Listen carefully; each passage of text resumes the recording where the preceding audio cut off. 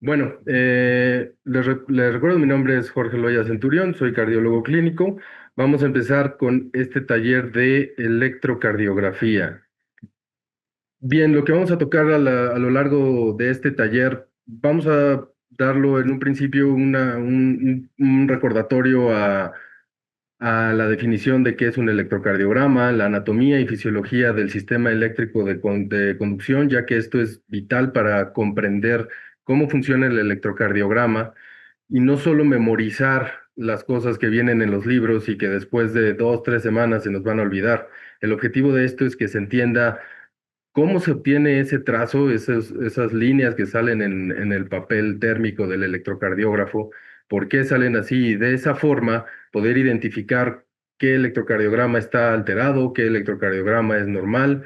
Vamos a hablar un poco de los conceptos básicos de electrocardiografía, brevemente sobre el procedimiento para toma de electrocardiograma, que todos los aquí presentes me imagino que han tomado varios a lo largo de su formación, interpretación del electrocardiograma, y vamos a continuar con algunos casos clínicos que me gustaría que sean lo más interactivo que se pueda para que todos aprovechemos al máximo esta plática. Al final dejaremos espacio a preguntas, si es que el tiempo nos lo permite.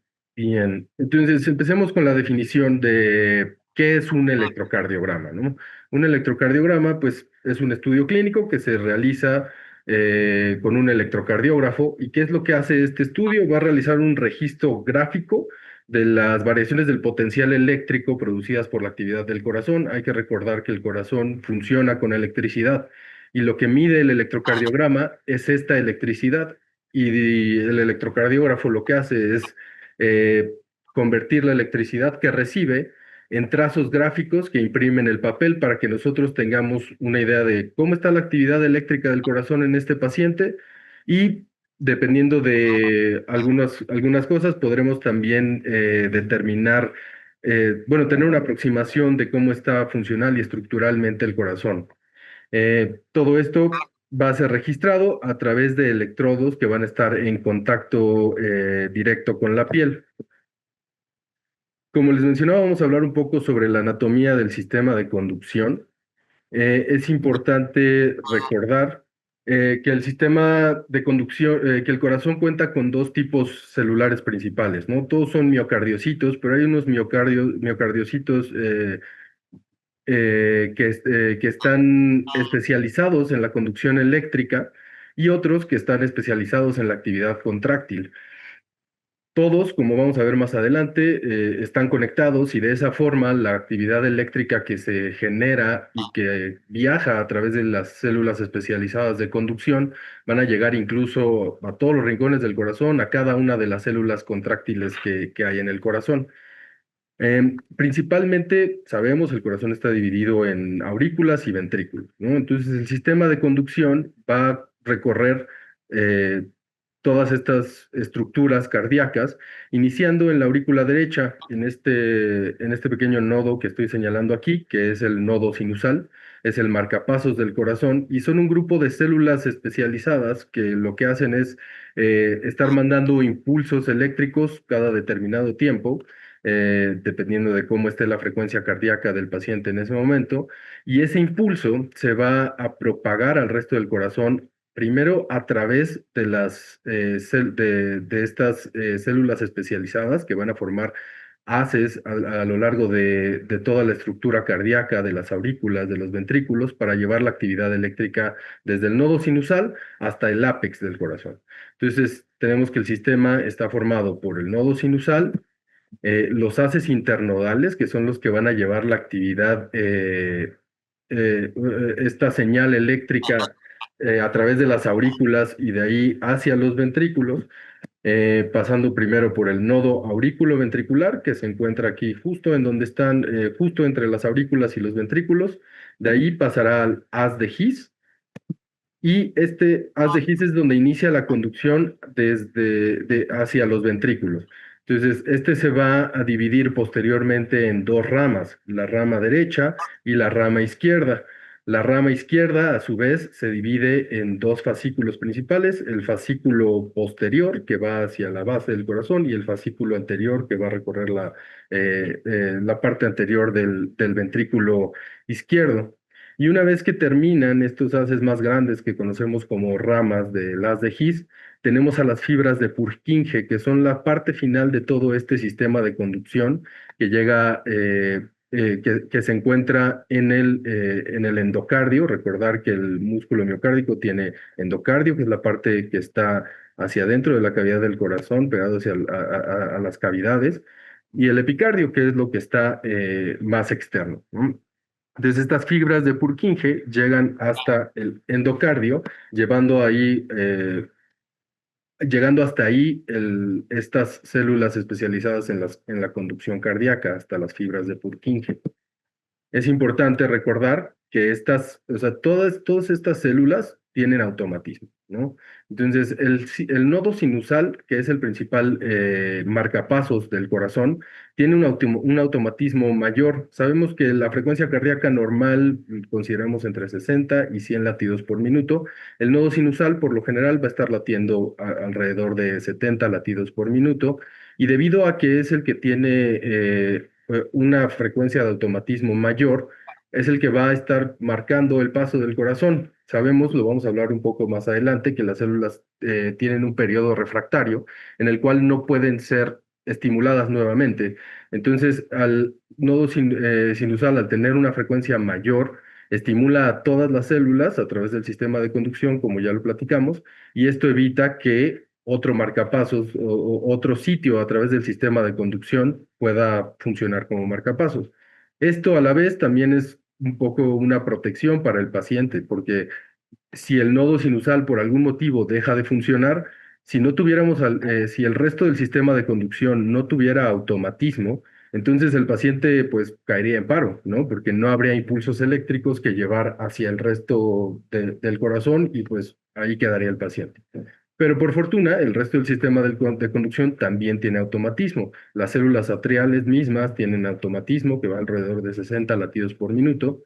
El nodo aurículo-ventricular, en caso de que el nodo sinusal deje de funcionar, puede por sí mismo iniciar la función de marcapasos del corazón. Y esto es lo que hay que tener en consideración, es que todos estas otras partes del sistema de conducción que no son el nodo sinusal van a tener una frecuencia cardíaca más baja. Entonces van a poder tomar esta función del marcapasos del corazón y hacer que el corazón siga latiendo, pero no lo va a hacer de una forma normal, ¿no? Entonces va a empezar a latir. Si lo que entra en función como marcapasos es el nodo aurículo-ventricular, lo va a hacer a una frecuencia de alrededor de 40 latidos por minuto, y conforme va avanzando a través del sistema de conducción, el automatismo de estas porciones del sistema de conducción va a ser a frecuencias mucho menores, llegando incluso hasta las fibras de Purkinje. Las mismas fibras de Purkinje pueden generar sus propios impulsos eléctricos, pero lo van a hacer a frecuencias cardíacas muy bajas, entre 20 y 40 latidos por minuto.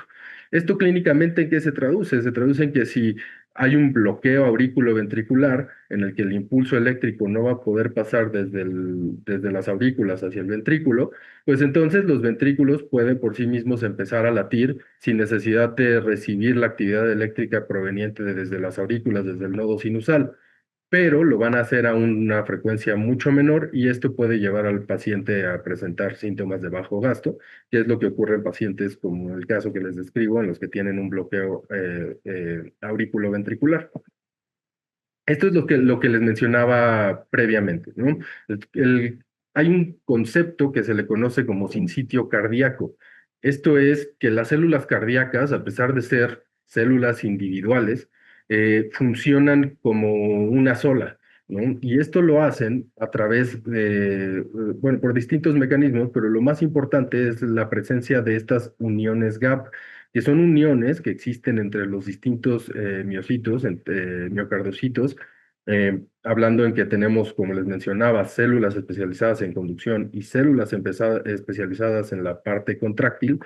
Todas ellas están interconectadas, y esto lo que hace es que el paso de información, que en este caso es a la actividad eléctrica, pase de forma muy rápida entre las células y así todas las células del corazón, tanto las contráctiles como las de conducción, puedan funcionar como una sola, ya que a través de estas uniones la conducción eléctrica se ve facilitada.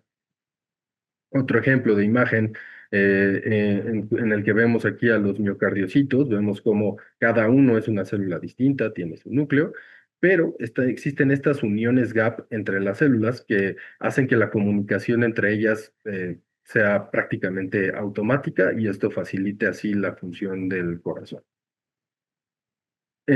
Algo importante es también conocer un poco sobre la fisiología del sistema de conducción, ¿no? Entonces, sabemos que existe el sistema de conducción, pero ¿cómo es que este sistema de conducción funciona de tal forma que que dentro del corazón se genera actividad eléctrica? Y esto lo hace porque el miocardiocito, es una célula especializada que cuenta con múltiples proteínas transmembrana, que son canales y bombas iónicas, algunas actúan de forma pasiva, algunas la mayoría actúan de forma activa, que lo que van a hacer es intercambiar iones entre el líquido extracelular y el miocardiocito, ¿no? Todo esto con la finalidad de que se genere una diferencia entre la positividad que existe entre el líquido extracelular y el miocardiocito, manteniendo de esta forma al miocardiocito con una polaridad negativa. A esta diferencia, entonces le llamamos potencial de membrana. Esto al final va a funcionar como una especie de batería, ¿no? Porque el miocardiocito lo que hace es, de acuerdo a lo que necesite en ese momento, va a activar o desactivar estas proteínas para que los iones pasen, perdón, lo que les contaba, ¿no? Una célula polarizada, para que los iones pasen del espacio celular hacia afuera o viceversa, y cambie la polaridad dentro del miocito, y dependiendo de la polaridad que haya, entonces van a entrar en acción células contráctiles y esto va a generar una contracción de la célula y así es como funciona la actividad eléctrica, cómo se relaciona la actividad eléctrica cardíaca con la función contráctil.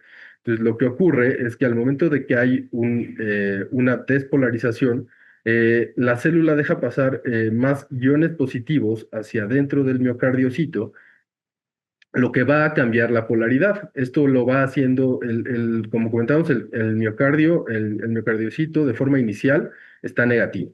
Entonces van a entrar iones positivos, que son de sodio, potasio, calcio, a la célula para cambiar la polaridad y que ahora el miocito se encuentre más positivo. Esto lo que va a hacer es que va a generar activación de las células contráctiles y va a generar contracción del miocito. Toda esta, todos estos, Toda esta función se ve facilitada precisamente también por las uniones gap que mencionábamos previamente. Entonces, es importante tener presentes estos conceptos, ¿no? Entonces, tenemos el concepto de despolarización, que es cuando la célula pierde esta polaridad basal que tiene, en la que de ser negativa se va a volver más positiva, y la repolarización, ¿no? Que es el proceso a través del cual los iones nuevamente salen de la célula cardíaca hacia el líquido extracelular para de nuevo regresar a una polaridad negativa basal de la célula, y así esto se va haciendo de forma cíclica y es como el miocardiocito va a estar contrayéndose y relajándose, y de esa forma llevar a cabo la función de bomba que tiene el corazón. Entonces, a grandes rasgos, el potencial de acción es esto, ¿no? La diferencia entre la despolarización y la repolarización, que la despolarización sería como la activación de la célula cardíaca, y la repolarización, que es la recuperación, en la que se vuelve a quedar negativa para estar lista para un nuevo estímulo y un nuevo ciclo de despolarización y consecuente contracción del miocardiocito. Si esta gráfica, me imagino que todos deben estar familiarizados ya con ella, la vemos siempre desde fisiología de la carrera, en la que es simplemente una representación gráfica de lo que ya les había comentado, ¿no? Esto es el potencial de membrana en reposo del miocardio, que como ven está negativo, alrededor de o sea, aproximadamente son menos 90 milivolts el potencial de membrana en reposo de una célula cardíaca. Esto, esto hablando principalmente de las células contráctiles, porque las células de conducción van a tener un poco de variaciones, pero bueno, son cosas más específicas que no vienen mucho al caso ahorita. Solo recordar esto. Entonces, tenemos una célula que está negativa. El momento en el que hay un estímulo de despolarización, empiezan a salir iones positivos, digo, empiezan a entrar iones positivos desde el líquido extracelular hacia la célula, lo que hace que se positivice. Entonces, a esto le llamamos despolarización, que es la activación de la célula, y posteriormente, también por mecanismos activos y algunos pasivos a través de estos canales iónicos, va a haber intercambio de múltiples iones, sodio, potasio y calcio principalmente, que lo que van a hacer ya en en este periodo de repolarización o de recuperación es ahora sacar todos estos iones positivos que entraron a la célula para llevarla nuevamente a un potencial de membrana negativo y estar otra vez en su potencial de membrana en reposo y que pueda volver a ser estimulada en caso de que llegue un nuevo estímulo eléctrico. Esto sería más o menos como, o sea, esta gráfica lo que hace es comparar la gráfica previa que vimos del potencial de acción, eh, digamos que compararla con cómo se ve el trazo del electrocardiograma y entonces lo que vemos es eso, ¿no? La despolarización es la contracción de la célula cardíaca. Si nosotros lo vemos a nivel del electrocardiograma, lo que vamos a ver es el complejo QRS, que es la contracción ventricular, y posteriormente una repolarización que vendría siendo la onda T. Todos estos son puntos que vamos a tocar con más detenimiento más adelante. De aquí lo que me interesa que quede claro es que la célula tiene un periodo, algo que le llamamos periodo refractario. Este es un periodo en el que la célula no va a poder ser estimulada nuevamente, ¿no? Entonces, si estamos en un periodo, hay un periodo refractario absoluto en el que aunque haya algún estímulo que le diga a la célula en este momento, cambia tu polaridad nuevamente, hazte más positiva, para estimularla nuevamente, no lo va a poder hacer porque está en este momento del potencial de acción. Una vez que empieza a repolarizarse y regresa a la normalidad, entonces nuevamente puede ser estimulado. Y existe también un periodo refractario relativo, en el cual por lo general la célula no va a ser susceptible tan fácilmente a una nueva despolarización, pero en algunos casos puede llegar a ocurrir y esto es parte del mecanismo de cómo ocurren algunas de las arritmias más comunes que vemos en cardiología.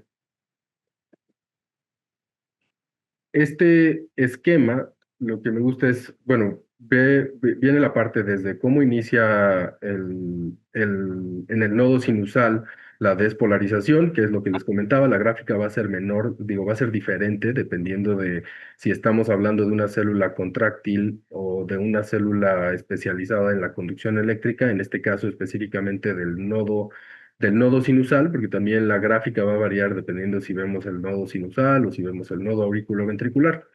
Pero lo que quiero que vean aquí más que nada es esto, ¿no? Es una representación a lo largo de la gráfica de cómo entran y salen distintos iones positivos, como les mencionaba, potasio, sodio, calcio, que van a estar cambiando la polaridad de la membrana a lo largo de este ciclo para lograr una despolarización y una posterior repolarización para mantener nuevamente para regresar nuevamente al periodo de potencial de membrana basal. ¿Por qué es importante también saber esto? Porque o sea, el corazón funciona con electricidad, entonces es importante conocer cómo está anatómicamente el sistema de conducción, saber que que el impulso principal se va a originar aquí en el nodo sinusal y de ahí se va a llevar al resto del corazón a través del sistema de conducción. Entonces, esta electricidad que se va generando a lo largo de las membranas de los miocitos se puede medir y se puede representar, como se representa en física muchas veces la energía a través de vectores, ¿no? Entonces se van a generar, cuando el corazón, cuando las células cardíacas se van despolarizando, se van generando estos pequeños vectores de despolarización. Que están aquí representados en la gráfica como pequeñas, como unas flechas pequeñas, y la suma de todos estos vectores pequeños y el promedio más bien de todos estos vectores pequeños nos van a dar un vector más grande, que es el vector principal de despolarización del corazón. Y esto es un concepto importante porque cuando empecemos a ver la parte de las derivaciones, de por qué algunas derivaciones son positivas, algunas derivaciones son negativas, dependiendo de cómo vea cada derivación este vector principal de despolarización del corazón, eh, nos va a ayudar nos va a facilitar la interpretación y el entender el por qué está registrándose de cierta forma el trazo del electro, ¿no? Entonces, todo el promedio de estos pequeños vectores de actividad eléctrica se va a representar con un vector grande, que en el corazón, o sea, que en un corazón normal, va a ser desde la aurícula derecha, o sea, la porción superior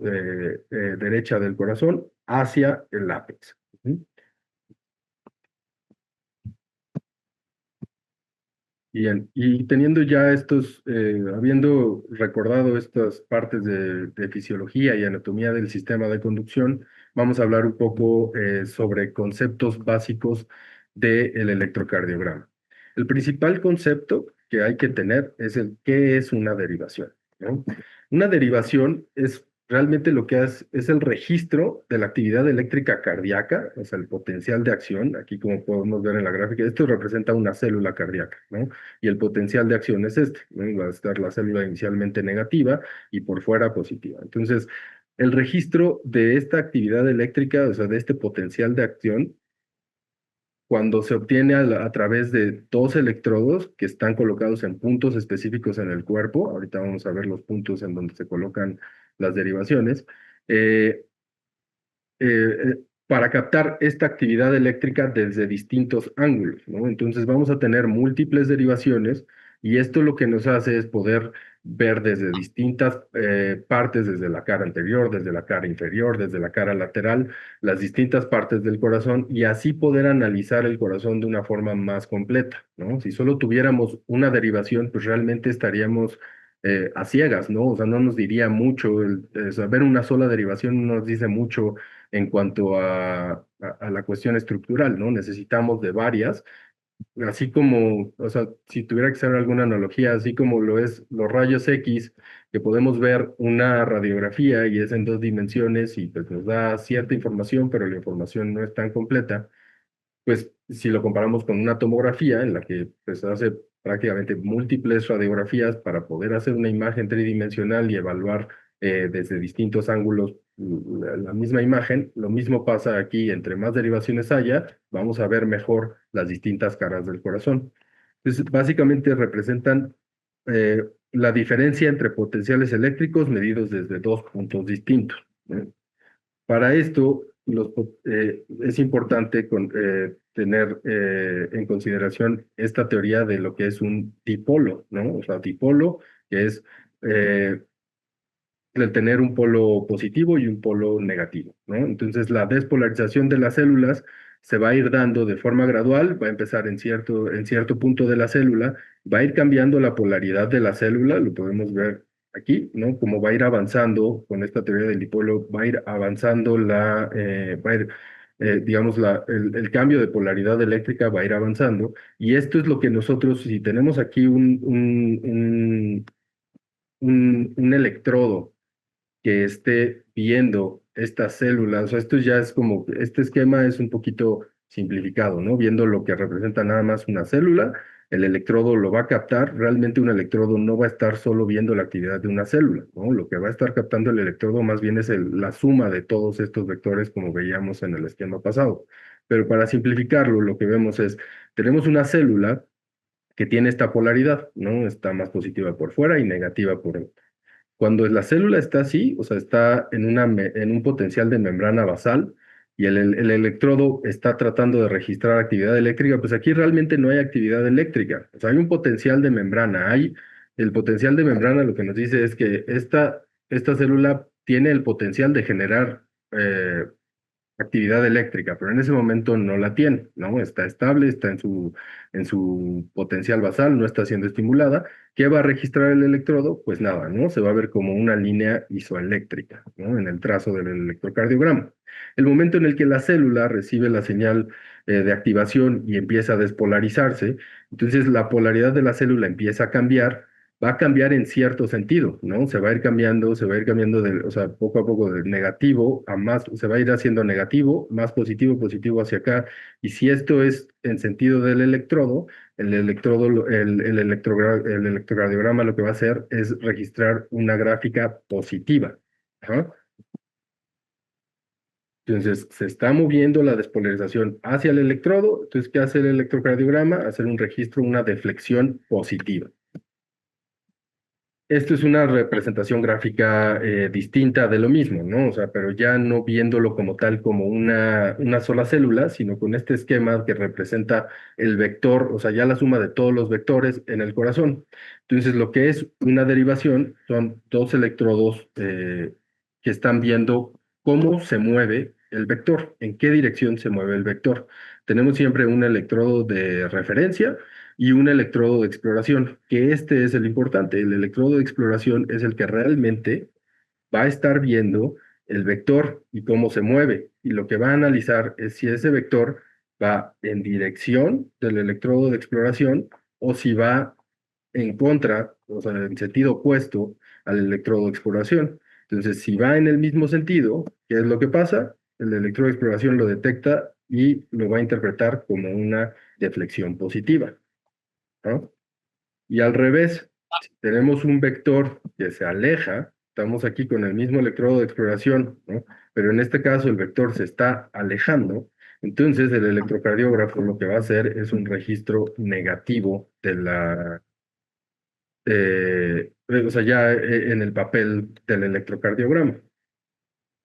Eh, no sé si hasta aquí hay alguna pregunta. Me gustaría quizá detenerme aquí un poco por si no quedó claro algo de esto, ya que es una parte importante de la presentación y pues si no queda esto muy claro, puede ser que se nos atoren cosas un poquito más adelante. No sé si alguien tenga una pregunta puntual, ya sea en el público o aquí a través del chat.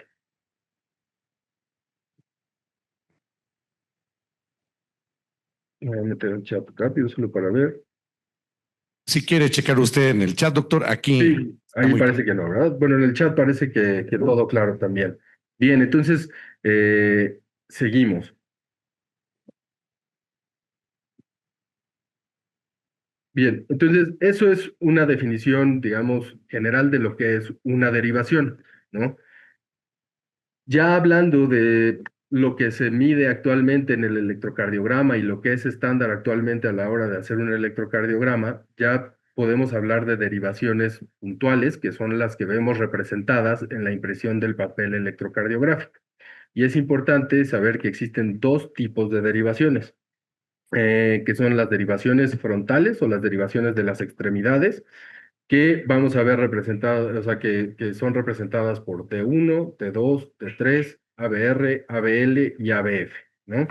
Estas se van a formar, o sea, simplemente con la colocación de los electrodos de las extremidades. Entonces, a través de colocar electrodos en el brazo derecho o el brazo izquierdo, aquí en el esquema no se ve tan representado, pero también el que normalmente se pone en la pierna izquierda, esto va a generar seis derivaciones, ¿no? Cada una de las derivaciones, y estas derivaciones tenemos las derivaciones bipolares, que son bipolares porque están formadas, digamos, por dos polos distintos de los de los electrodos colocados, por ejemplo, hablando puntualmente de D1, se forma por la del brazo izquierdo y el brazo derecho, ¿no?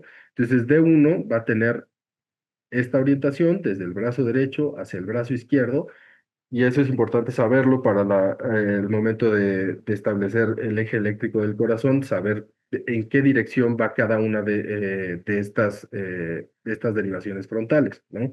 Entonces tenemos T1, que ahora sí que la derivación del electrodo de exploración va a estar aquí en el brazo izquierdo, ¿no? Entonces, en D1, el electrodo de exploración va a estar en el brazo izquierdo y es lo que va a estar viendo cómo se mueven hacia el brazo izquierdo. En D2 va a ir desde el brazo derecho hacia la pierna izquierda. D3 va del brazo izquierdo hacia la pierna izquierda. Y tenemos también las derivaciones monopolares o unipolares, que esas son simplemente, ven desde el punto de vista desde la pierna izquierda, que sería ABF, ABL, que sería L del left, desde el brazo izquierdo, y ABR, que es R del right, desde el brazo derecho. Y tenemos las derivaciones horizontales o precordiales, que esas, pues, digamos, o sea, funcionan de forma independiente, ¿no? O sea, podemos tomar un electrocardiograma sin derivaciones precordiales y vamos a obtener los trazos simplemente de estas derivaciones, ¿no? Y de las derivaciones precordiales, básicamente son unipolares, o sea, no van a depender de dos electrodos físicos colocados en el paciente, y son las que Perdón, se doctor. colocan a nivel Nos del pecho. comentan, doctor, perdón, de Sí, manera dígame. actual, si es tan amable en el chat, nos comentan que se escucha un poquito baja su voz. Si gusta, si no es mucha molestia, se puede acercar un poquito más para Claro que sí. que se oiga más A ver, fuerte, un poquito más fuerte. Gracias, doctor, muy claro, amable. no sé si así ya se escucha mejor, pero Excelente. bueno, algunos dicen que se escucha bien, otros que sí mejoró. Muy bien, doctor. Voy a continuar así como lo estoy haciendo ahorita para que ya no haya mayores problemas para Gracias, escuchar. doctor. Disculpe, No, muy por nada, amable. no, no, no, al contrario, gracias. Y bueno, entonces aquí lo que tenemos son otras 6 derivaciones, que en este caso son las derivaciones precordiales, que van a ver de forma horizontal al corazón, así como si cortáramos el tórax del paciente de esta forma, podemos ver cómo las derivaciones precordiales van a estar viendo distintas caras del corazón.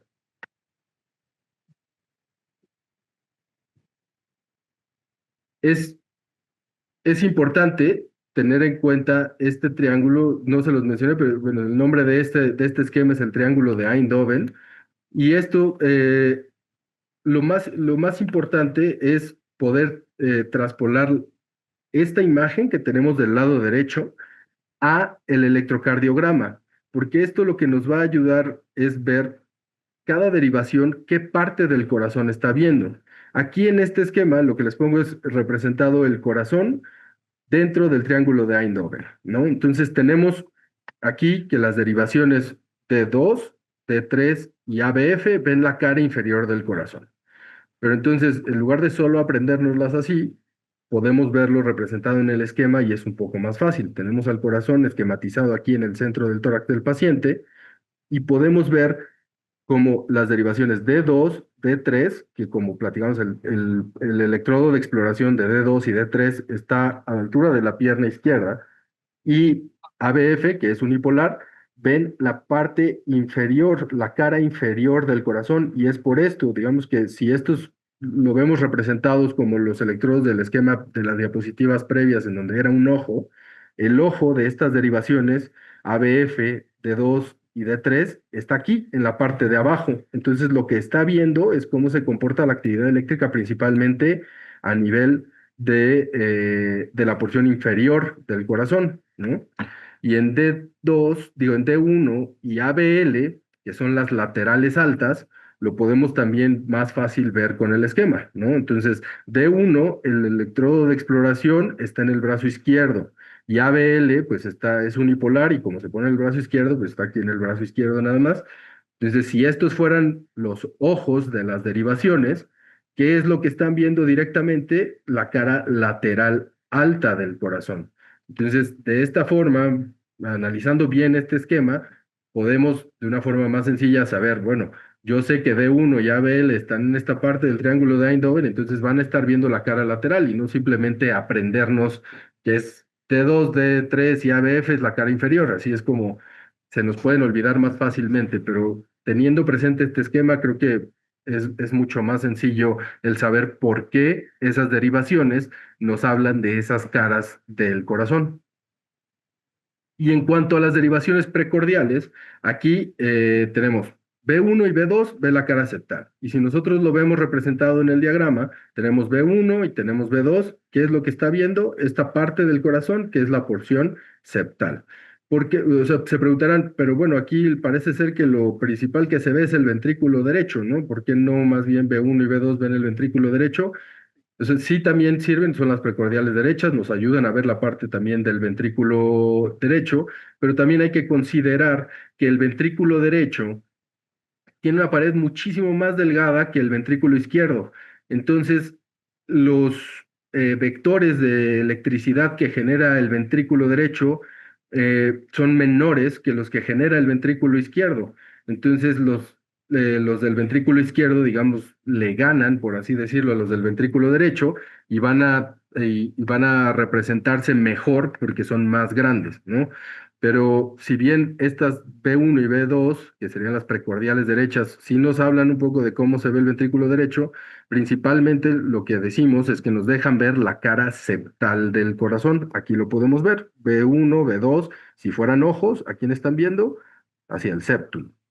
Luego, B3 y B4, la cara anterior, ¿no? Entonces tenemos aquí la cara anterior del corazón que digo, aquí es de dos dimensiones, pero pues sería esta porción, la pared anterior del corazón, están siendo vistas por B3 y B4, y B5 y B6 también son laterales, pero son laterales bajas, a diferencia de D1 y ABL, ¿no? Y entonces, si ya lo vemos sin el esquema y lo vemos ya representado a un electrocardiograma completo como el que vamos a tener a la hora de tomar un estudio de este tipo, podemos ver, ¿no? De 1 a BL, B5 y B6 me van a dejar ver la cara lateral. De 2, D3 y ABF, la inferior. B1 y B2 la septal. B3 y B4 la anterior. Esto es muy importante porque estas derivaciones que vemos, que ven la misma cara, les llamamos derivaciones contiguas. Contiguas, ¿por qué? Porque están pegadas unas con otras, ¿no? O sea, están una al lado de otra, están viendo la misma cara del corazón. Y esto es importante, sobre todo cuando estamos hablando de temas de cardiopatía isquémica, para saber más en qué, o sea, qué cara del corazón se está viendo afectada, y sabiendo qué cara del corazón se está viendo afectada, podemos saber cuál es la arteria afectada en ese paciente. Bien. Pues ya teniendo frescos estas definiciones, estos conceptos, vamos a repasar ahora cómo se toma el electrocardiograma. No me voy a detener mucho en esto.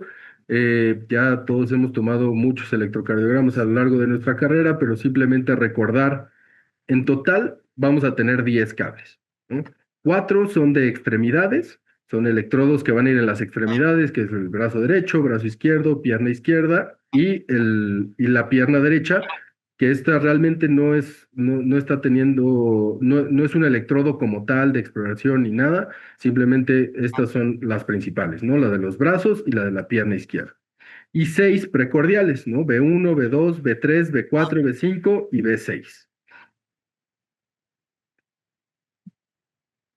Entonces, estos electrodos, al colocarse o sea, sobre la piel del paciente, lo que van a hacer es captar esta actividad eléctrica y dependiendo de dónde estén viendo esta actividad eléctrica y hacia dónde se dirija la misma, si se dirige hacia el electrodo o se aleja del electrodo, el electrocardiógrafo lo que va a hacer es graficar la actividad eléctrica como inflexiones o como deflexiones positivas o deflexiones negativas, dependiendo de cuál sea el caso.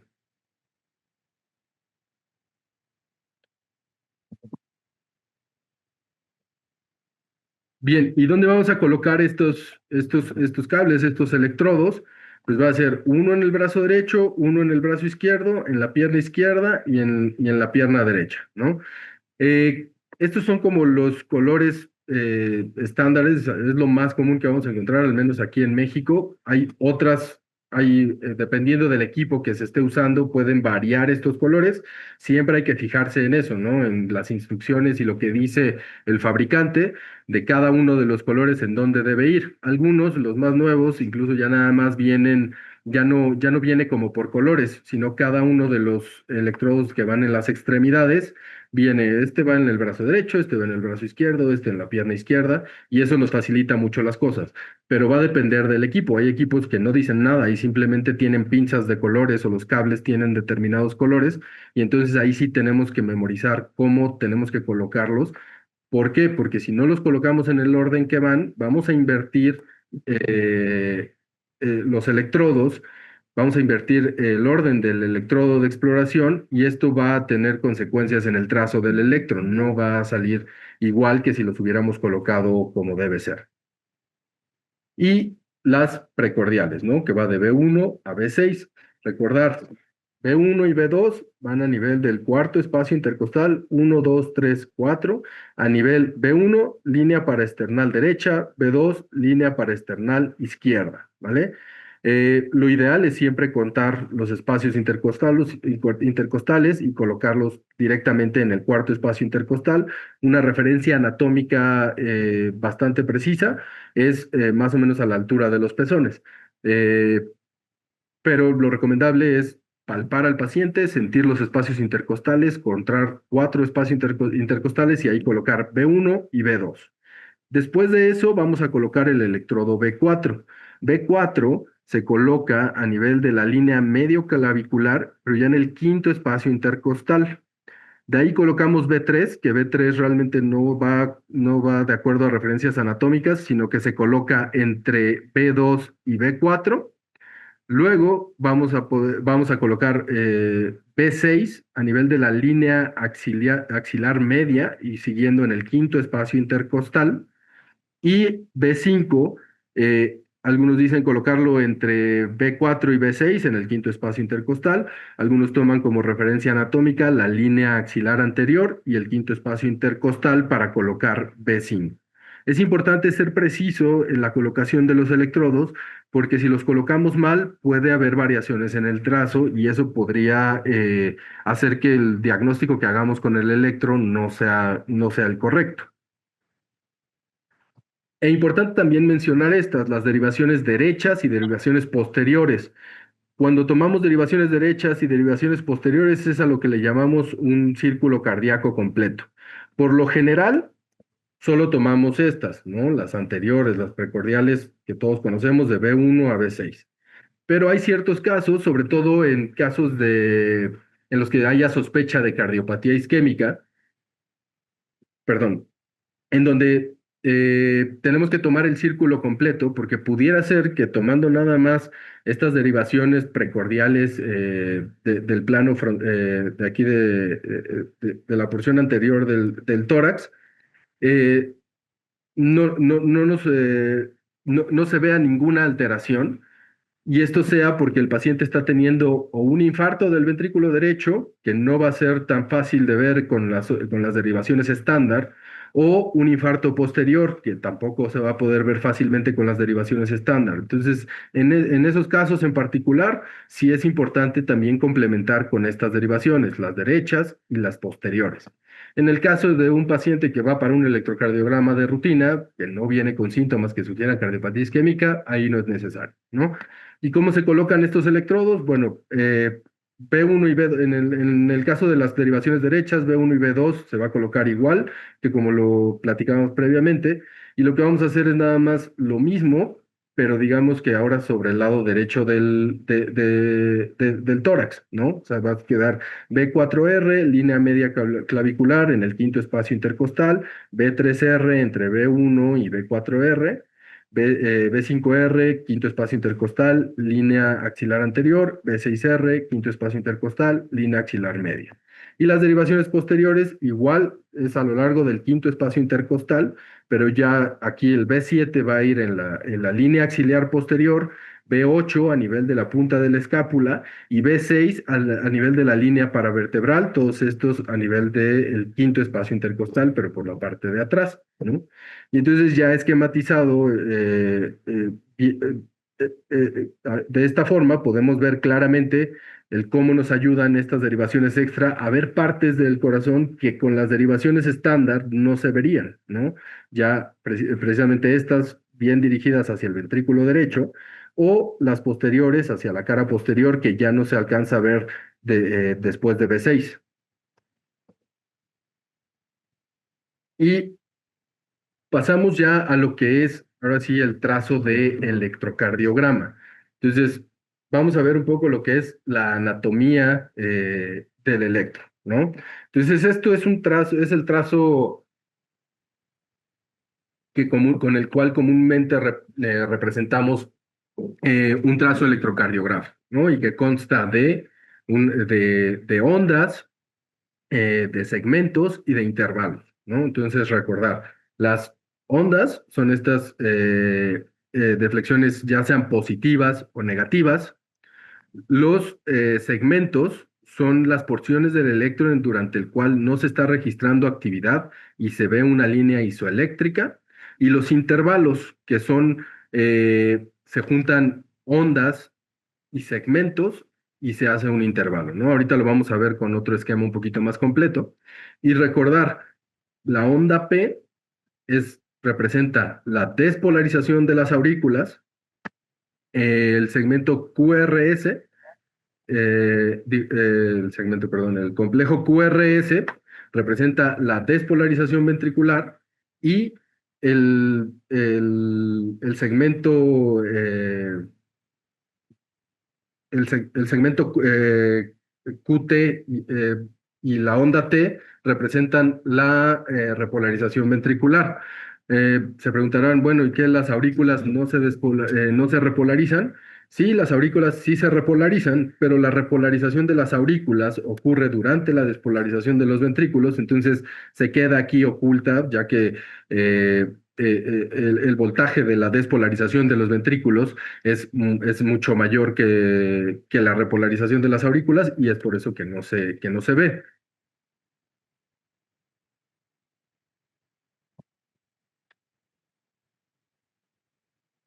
Bien, y esto es lo que les comentaba del esquema un poquito más completo, en el que vamos a analizar toda la anatomía del trazo de electrocardiograma. Entonces, tenemos intervalos que, como les decía, van a incluir segmentos y ondas. Entonces, el intervalo RR es la distancia entre una onda R y otra onda R, ¿no? Y este intervalo nos va a ayudar, es importante porque con este vamos a tomar, este es el que vamos a tomar de referencia para sacar la frecuencia cardíaca del trazo del electrocardiograma, ¿no? El intervalo PP no es tan útil clínicamente. Hablando de las ondas en particular, tenemos a la onda P, que es la de despolarización auricular, el complejo QRS, que es la despolarización ventricular, la onda T, que es la repolarización ventricular, y en algunos casos se llega a ver una onda U, que no se sabe muy bien qué es lo que la causa, y no significa que es algo malo, simplemente en algunos pacientes existe, en otros no. Vamos a hablar de ella un poquito más adelante. Tenemos el segmento PR, que realmente clínicamente no es tan significativo. Lo que es significativo es el intervalo PR, que va a incluir toda la onda P y el segmento PR. Eh, También está el segmento ST, que ese sí es clínicamente muy importante. El punto J, que es el punto donde termina el complejo QRS y empieza el segmento ST, ese es el punto J. Luego tenemos la onda T, y como les comentaba ya, la onda U, y también otro intervalo importante es el intervalo QT, que este es el que nos va a dejar ver, pues, o sea, toda la actividad ventricular, ¿no? Desde la despolarización hasta la repolarización, va a incluir el complejo QRS, el segmento ST y las ondas T. Y a todo esto lo conocemos como un ciclo cardíaco, ¿no? Pero representado en el electrocardiograma. Bien, y vamos a pasar entonces ahora a la parte de interpretación. Es muy importante llevar una secuencia de interpretación a la hora de interpretar un electrocardiograma. Eh, Esta secuencia es la que se recomienda, en la mayoría de los libros la recomiendan así, en algunas van a haber algunas variaciones, a lo mejor unos ven primero la frecuencia que el ritmo, a lo mejor otros analizan un poquito, analizan antes el segmento ST y la onda T que el intervalo QT. Realmente eso no es tan importante. Lo importante es que nosotros tengamos presente que debe haber una secuencia porque al hacerlo de esta forma, con esta secuencia, vamos a evitar que se nos olvide interpretar ciertos aspectos, ¿no? Si lo hacemos en desorden, si primero vemos el eje eléctrico y luego vemos la frecuencia, puede ser que se nos pase a analizar el ritmo, ¿no? Por decirlo de alguna forma, pero no es necesario que esto se lo aprendan, es la forma en la que vamos a llevar esta parte ya de interpretación del taller, nos vamos a basar en esta secuencia, no es que esta secuencia es la que manda. Habrá otras, pero esta es con la que vamos a trabajar ahorita. Simplemente con lo que quiero que se queden es que deben de tener ustedes una secuencia, la que más les guste, la que más les acomode a la hora de interpretar el electrocardiograma para evitar que se nos pasen algunas cosas. Entonces, vamos a hablar primero de la calibración, ¿no? Para esto es muy importante saber cómo es el papel del electrocardiograma. Vamos a repasarlo rápidamente. Hay que recordar que tenemos cuadros pequeños y cuadros grandes. Cada cuadro pequeño mide un milímetro, ¿no? Y cada cuadro grande va a estar compuesto de 5 cuadros pequeños, tanto en forma horizontal como en forma vertical. Entonces, lo que tenemos es que un cuadro grande lo que va a medir son 5 milímetros, ¿vale? Y recordar también importante que el voltaje se mide en forma vertical y cuando estamos haciendo mediciones en el plano horizontal hablamos de tiempo. Entonces, ¿cómo vamos? O sea, ¿qué es lo importante que hay que ver en cuanto a la calibración de velocidad? Todos los equipos de electrocardiograma van a tener opción de ajustar esta parte de la calibración. Y yo puedo decirle al electro que vaya más rápido, que registre más rápido, que registre más lento, dependiendo de qué es lo que yo quiera obtener. ¿Mm? La calibración estándar que es parte de este punto inicial, es ver eso, ver cómo está calibrado el electro. Siempre es importante hacerlo porque si no nos damos cuenta y va a una velocidad distinta, la interpretación va a ser distinta, ¿no? Hablando específicamente de velocidad, si está calibrado a 50 milímetros sobre segundo, como pueden ver aquí, cada cuadro pequeño equivale a 0.02 segundos o 20 milisegundos. Pero si está calibrado a 25 milímetros sobre segundo, cada cuadro pequeño va a equivaler a 40 milisegundos. Entonces, a la hora de estar haciendo mediciones, si asumimos que todos los electros que vemos están calibrados a esta velocidad y nos toca uno que está calibrado a 50, entonces vamos a tener errores en la medición. Por eso es importante que lo primero que hagamos sea eso, ¿no? ¿Y por qué esto? Porque un cuadro pequeño equivale a 20 milisegundos si estamos a 50 milímetros sobre segundo y equivale a 40 milisegundos si estamos a 25 milímetros sobre segundo, precisamente por eso, porque si dividimos 50 milímetros entre un segundo, nos van a dar punto cero dos segundos, o sea, 1 milímetro, ¿vale? Y lo mismo del lado, o sea, si lo hacemos con la calibración de 25 milímetros. 25 entre 1 nos va a dar a 0.04. Eso quiere decir que cada milímetro equivale a 0.04 segundos, o sea que cada cuadro pequeño equivale a 0.04 segundos o 40 milisegundos. 0.04 segundos, perdón. Bien, ¿y cómo lo vamos a ver? Si nosotros tenemos un electrocardiograma calibrado a la velocidad estándar, se ve de esta forma y es más o menos como lo vemos normalmente en los electros, ¿no?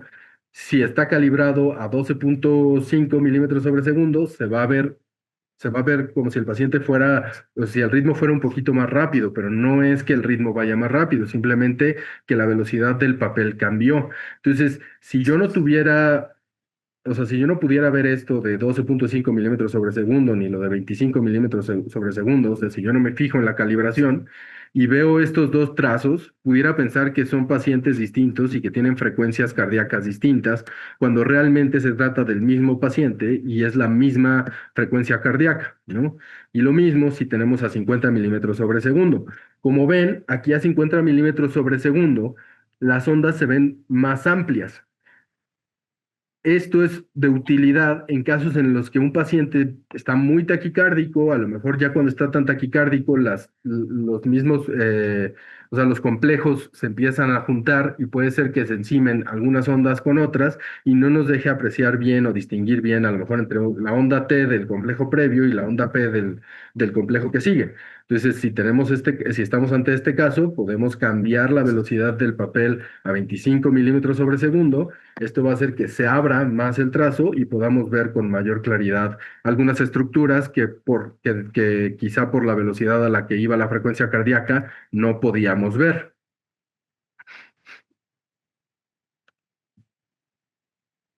Entonces, como les mencionaba, todos estos pacientes están a 80 latidos por minuto, ¿no?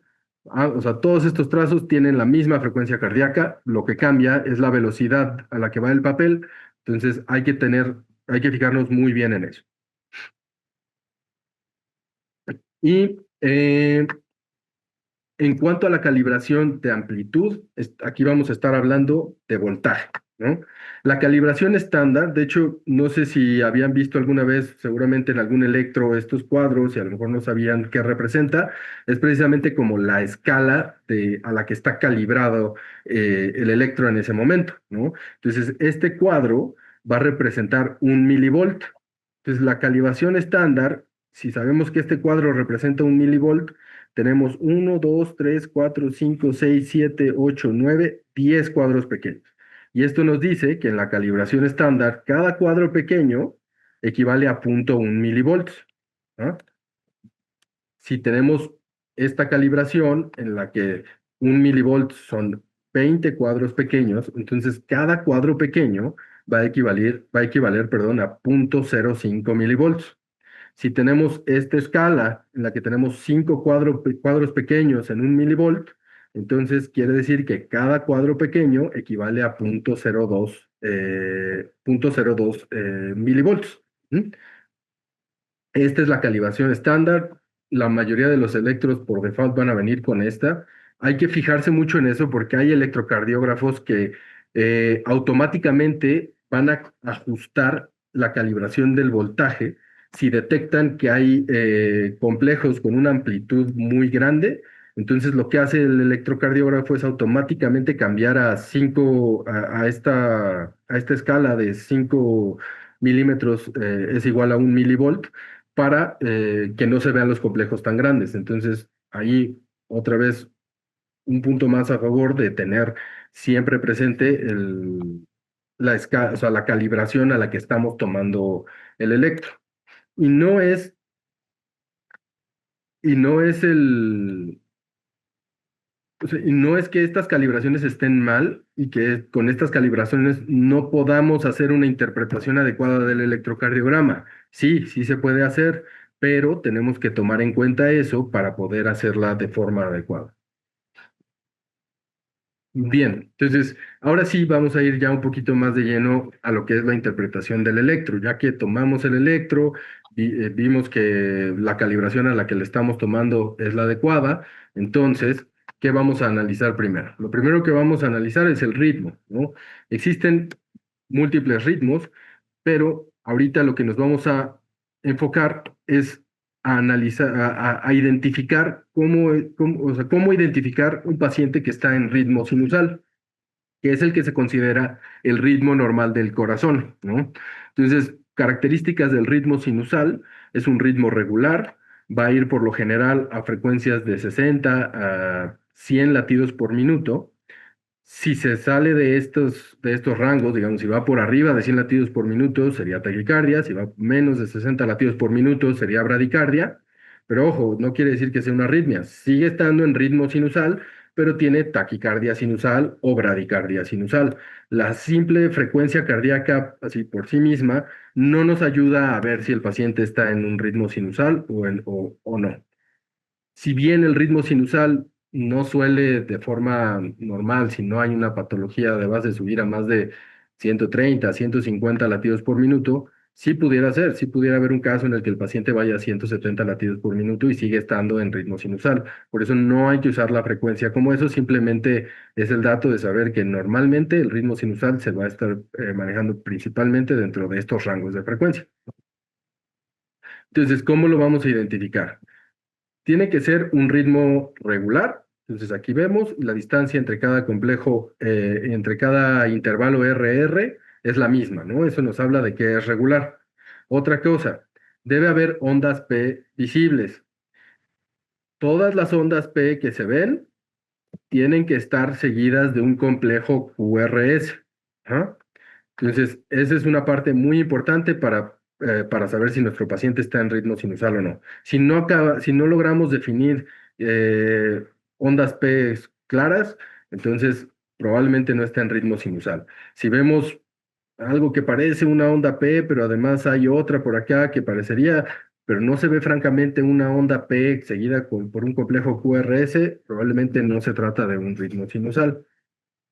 Otra cosa que tiene el ritmo sinusal es que el intervalo PR debe ser regular.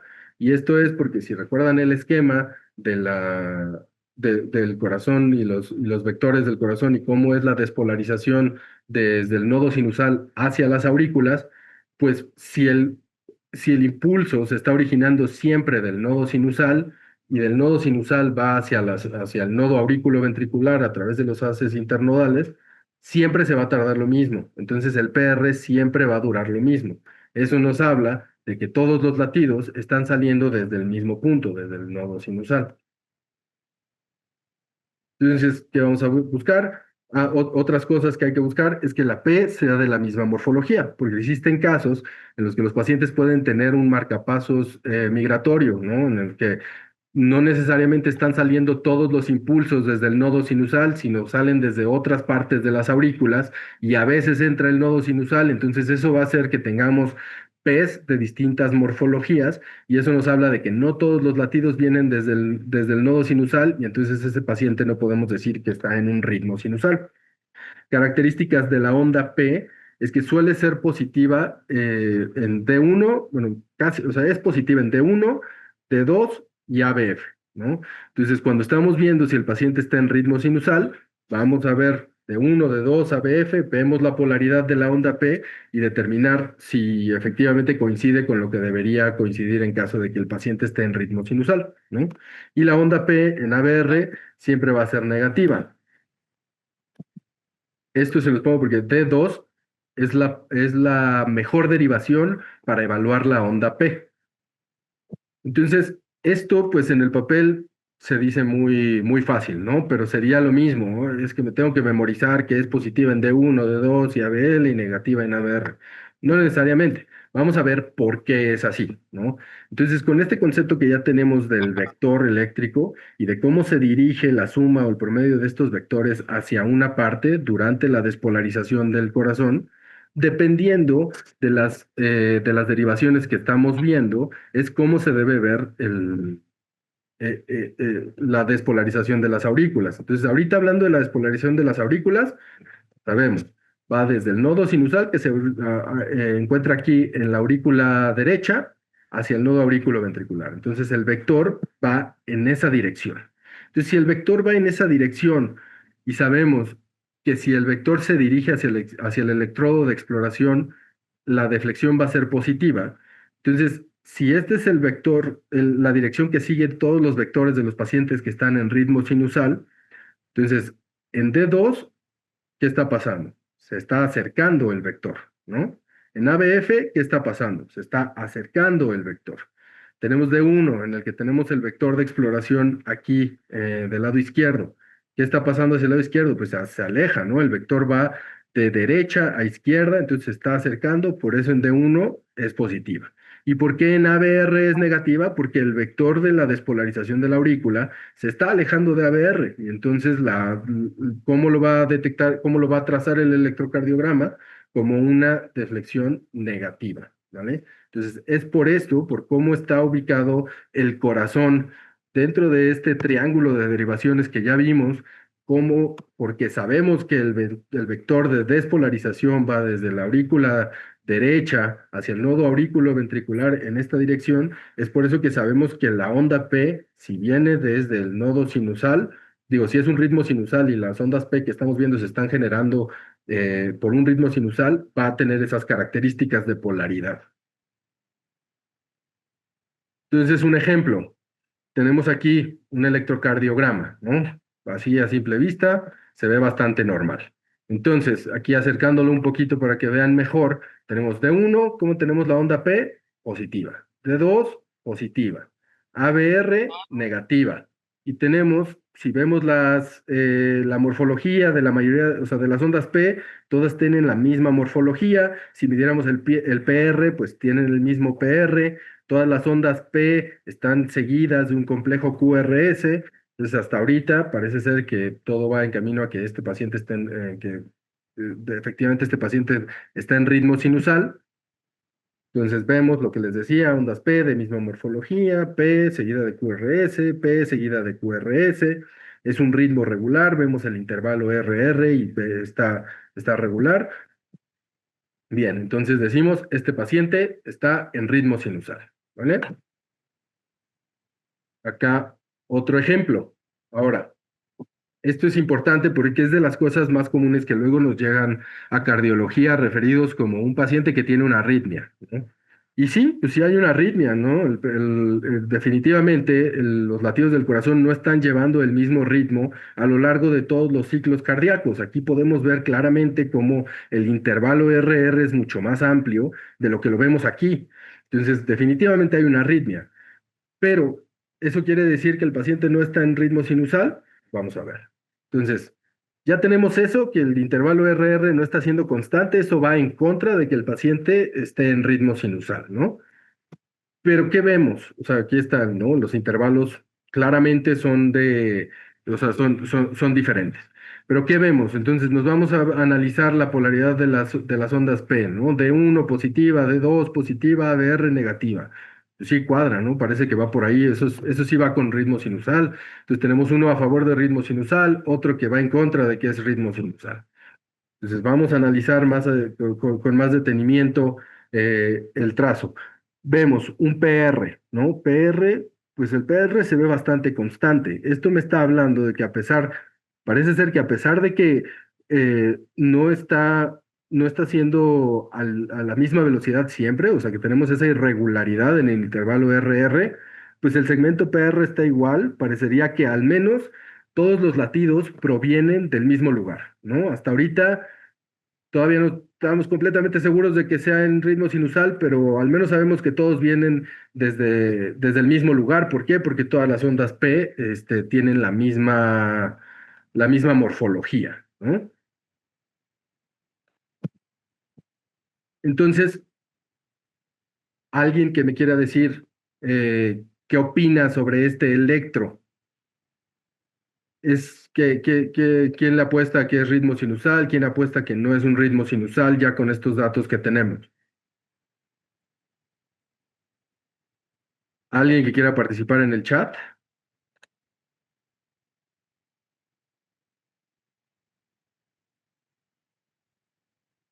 Bien, en el chat aquí estoy viendo, nos confundimos mucho, bueno, no, esto no es perdón, no es de la clase, pero ahí por ahí alguien dijo ya que es ritmo sinusal, ¿no? En el chat. Efectivamente, es un ritmo sinusal. A esto le conocemos como arritmia sinusal. Entonces, el ritmo es sinusal, ¿por qué? Porque está saliendo desde el nodo sinusal. ¿Y por qué está siendo irregular? Esto está siendo irregular porque hay pacientes en los que la frecuencia cardíaca va a variar dependiendo del momento del ciclo respiratorio, ¿no? Entonces, cuando inspiramos, la frecuencia cardíaca va a aumentar un poco y cuando expiramos, va a disminuir. Y es por eso que en electros como este, vamos a ver datos de que tiene ritmo sinusal, pero se está viendo irregular. Entonces le llamamos una arritmia sinusal. Ojo, esto es un hallazgo normal, más que nada en niños o en pacientes jóvenes. En adultos ya no es tan normal, se puede llegar a presentar, pero si el paciente está viniendo a consulta por alguna alteración que pudiera, algún síntoma que pudiera sugerir alguna alteración cardíaca, y es un paciente ya de 50 años y viene con estas alteraciones, o sea, con este ritmo un poco, o sea, con esta arritmia sinusal, pues pudiera ser que no sea normal, ¿no? Hay enfermedades como la cardiopatía isquémica que podrían causar esto. La verdad es que es raro, pero pues no estaría de más referirlo al especialista para que analice y descarte si efectivamente se necesita hacer un mayor abordaje al respecto. Bien, y ahora aquí, algo importante también que ver a la hora de estar revisando el ritmo. Eh, Como comentábamos, hay pacientes, o sea, si nosotros invertimos los cables, vamos a invertir el electrodo de exploración y entonces vamos a invertir la forma en la que se traza el electro en determinadas derivaciones. Y aquí lo que estamos viendo es un paciente que nos llega, tiene un ritmo regular, tiene onda P seguida de complejos QRS, el PR es bastante similar en todos, o sea, si lo midiéramos seguramente sería igual. Eh, tenemos, perdón, tenemos también las ondas P de la misma morfología, pero si ya nos vamos a ver la polaridad de las ondas P, vemos que aquí en D1 está negativa y yo sé que en D1 la onda P tiene que ser positiva. D2 está positiva, pero D1 no. Y ABR no se ve tan bien, pero pues bueno, o sea, la onda P parecería que está ahí un poquito isoeléctrica, no se alcanza a ver muy bien, aquí incluso se ve un poquito negativa. Pero algo que vamos a ver más adelante también, la onda T en ABR siempre es negativa. Entonces, si es positiva es que hay algo mal, o algo mal con el paciente, o algo mal a la hora de tomar el electrocardiograma. Y en este caso, lo que está pasando es que se invirtieron los cables, ¿no? Aquí a este paciente le pusieron el electrodo del brazo izquierdo en el brazo derecho y el del brazo derecho en el brazo izquierdo. Eso cambió el trazo del electrocardiograma y si no nos fijamos en cómo están colocados los cables, podemos incluso hasta dar un diagnóstico erróneo. Bien, eso es en cuanto al análisis del ritmo. Ahora, de acuerdo a lo que veíamos en el orden de la interpretación del electro, ¿qué seguiría? La frecuencia cardíaca, ¿no? Entonces, para esto es muy importante o sea, fijarnos la calibración, ¿no? Ver que o sea, todos estos métodos de los que vamos a hablar para la medición de la frecuencia cardíaca funcionan solo si la calibración de la velocidad está a 25 milímetros sobre segundo. Por eso es tan importante. Ujú.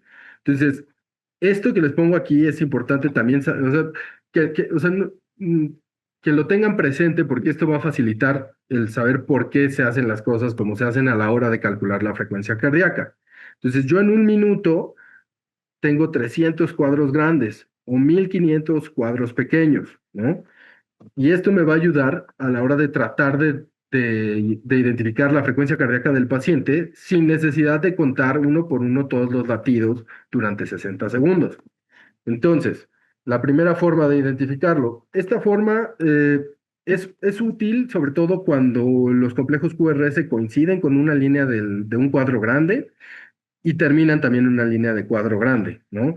Entonces, este método lo que hace es contar el número de cuadros grandes, de cuadros grandes que hay en el intervalo RR que presenta el electro de determinado paciente y se divide 300 entre el número de cuadros grandes. ¿Por qué 300? Porque 300 cuadros grandes es igual a un minuto, ¿no? Entonces, digamos que sabemos que hubo dos latidos en 300 cuadros grandes. Si yo divido esos dos entre 300, o sea, quiere decir que hubo dos latidos. Digo, si yo lo divido para, digamos, o sea, sacarlo, ahora sí que al revés, lo tengo que dividir entre dos y entonces ya me da una frecuencia de 150 latidos por minuto, ¿no? Si son tres cuadros grandes, esos 300 lo divido entre tres, van a ser 100. Si son cuatro cuadros grandes, 300 entre 4, 75. Si son cinco cuadros grandes, 300 entre 5, 60. Y me imagino que también ya están familiarizados con este método de identificar la frecuencia cardíaca de forma rápida, en el que buscamos un complejo QRS que coincida con el inicio de un cuadro grande y de ahí contamos, ¿no? 300, o sea, la primera raya grande, 300, a la segunda, 150, a la tercera, 75. Y es por esto mismo, ¿no? Por este mismo método. El problema de ese método para estimar la frecuencia cardíaca es que dependemos de eso, de que precisamente, o sea, de que tienen que coincidir, o sea, con los cuadros grandes. Y casi nunca vamos a encontrar eso. Es muy raro que realmente tengamos complejos que caigan así, ¿no? Que coincidan tanto con los cuadros grandes. Entonces, va a ser más común encontrar un complejo QRS que quede a medio cuadro grande. Entonces, ahí lo que tenemos que hacer es entonces contar los cuadros chiquitos. Y de ahí viene esta forma de sacar la frecuencia cardíaca, que es la forma más precisa en la que la podemos sacar, ¿no? Y es dividir el número de cuadros pequeños, o sea, la distancia del intervalo RR medida en cuadros, o sea, el número de cuadros pequeños, y 1500 entre el número de cuadros pequeños, ¿no? Entonces aquí si lo vemos con el otro método que decíamos que un cuadro grande, si coinciden los dos complejos seguidos, son 300 milímetros, digo, 300 latidos por minuto, lo vemos igual, ¿no? O sea, aquí está coincidiendo en un cuadro grande, si hiciéramos 300 entre uno, pues 300, ¿no? Y si contamos realmente los cuadros pequeños y hacemos esta fórmula de 1500 entre el número de cuadros pequeños, igual nos va a dar 300, ¿no? Entonces, si yo tengo un complejo QRS que queda, digamos, aquí en medio, ¿no? Y tengo nada más 8 cuadros grandes, entonces lo que hago es dividir 1500 entre 8 y eso me da la frecuencia cardíaca de ese paciente. Recordar, importante, calibración de 20 milímetros sobre segundo. ¿Perdón? Bien. Ahora me dirán, ¿y qué pasa si la frecuencia cardíaca es irregular? ¿No? Porque esto nos va a servir solo para ritmos regulares. En ritmos irregulares, como la fibrilación auricular, que es de las arritmias que más comúnmente nos vamos a encontrar, lo que tenemos que hacer es contar el número de complejos QRS que hay en 60 segundos, ¿no? Entonces, nosotros ya sabemos que que cada cuadro grande, eh, perdón, sí, sí, sí, sí. Cada complejo QRS que hay en 6 segundos, ¿no? Que vendrían siendo 30 cuadros grandes, ¿no? Entonces contamos uno 2 3 4 5, ¿no? Entonces son 5 10 15 20 25 30, ¿no? Entonces yo tengo aquí 30 cuadros grandes y voy a contar el número de complejos QRS. Uno 2 3 4 5 6, ¿no? Entonces tengo 6 complejos QRS en 30 cuadros grandes. Entonces, ¿esto cómo lo voy a pasar a latidos por minuto? Entonces, yo sé que 30 cuadros grandes representan 6 segundos. Entonces, si yo quiero pasarlo a latidos por minuto, o sea, frecuencia cardíaca por minuto, sé que tendría que ver cuántos hay en 60 segundos. Entonces, lo multiplico por 10 y ya asumo que esos serían el número de latidos en promedio que tiene el paciente en 60 segundos. Entonces, tenemos aquí lo que les mencionaba, el conteo del número de cuadros grandes. Entonces, la respuesta ventricular media de este paciente es 6 por 10, 60 latidos por minuto. Vamos a hacerlo con ejemplos ya en el electro para que quede un poquito más claro. Entonces, vamos a enfocarnos nada más en lo de la frecuencia. Entonces, vamos a hacerlo más grande para que podamos contar un poquito mejor. Entonces, aquí tengo un cuadro grande, dos cuadros grandes, tres cuadros grandes, cuatro cuadros grandes. Entonces, si yo quiero tomar la frecuencia cardíaca, digo, medir la frecuencia cardíaca de este paciente usando el método de los cuadros grandes, pues son 300 entre cuatro cuadros grandes, me da 75 latidos por minuto. Pero esto es un aproximado nada más, porque realmente no está en 75, está un poquito más rápido, porque realmente este complejo no coincidió exactamente con el otro cuadro grande, para que fueran los cuadros grandes completos. Digamos que aquí sería 300 entre, no sé, 3.75 o 3.8 cuadros grandes, ¿no? Pero pues no vamos a estar haciendo esas cuentas. Entonces, es mucho más fácil, en casos como este, contar el número de cuadros pequeños que hay en el intervalo RR, que en este caso son 18. Entonces, si yo hago la fórmula de 1500 entre 18, me da 83 latidos por minuto. En la pasada nos daba 75. Tampoco es una variación tan grande, ¿no? O sea, es un aproximado, o sea, bastante, o sea, nos puede servir para aproximarnos bastante a la frecuencia cardíaca, pero lo ideal es hacerlo de la forma más precisa que se pueda, que en este caso es a través, con esta fórmula, ¿no? De 1500 entre el número de cuadros pequeños. Bien, entonces ya sabemos cómo identificar el ritmo sinusal del paciente, ya podemos medir la frecuencia cardíaca. Entonces, ahora sí vamos a meternos a interpretar todas las ondas, los intervalos, los segmentos del electrocardiograma para llegar a un diagnóstico, ¿de acuerdo? Entonces, la onda P. ¿Qué era la onda P? Representa la despolarización auricular. ¿Cómo sé yo que una onda P es normal? ¿Qué tengo que medir en la onda P? Tengo que medir cuánto dura la onda P y también cuánto mide. O sea, tengo que ver la duración y el voltaje, ¿no? La amplitud de la onda P. Entonces, lo normal es que una onda P dure menos de 3 cuadritos, o lo que sería 0.12 segundos, y que mide 0.25 milivolts, que sería el equivalente a 2.5 cuadritos.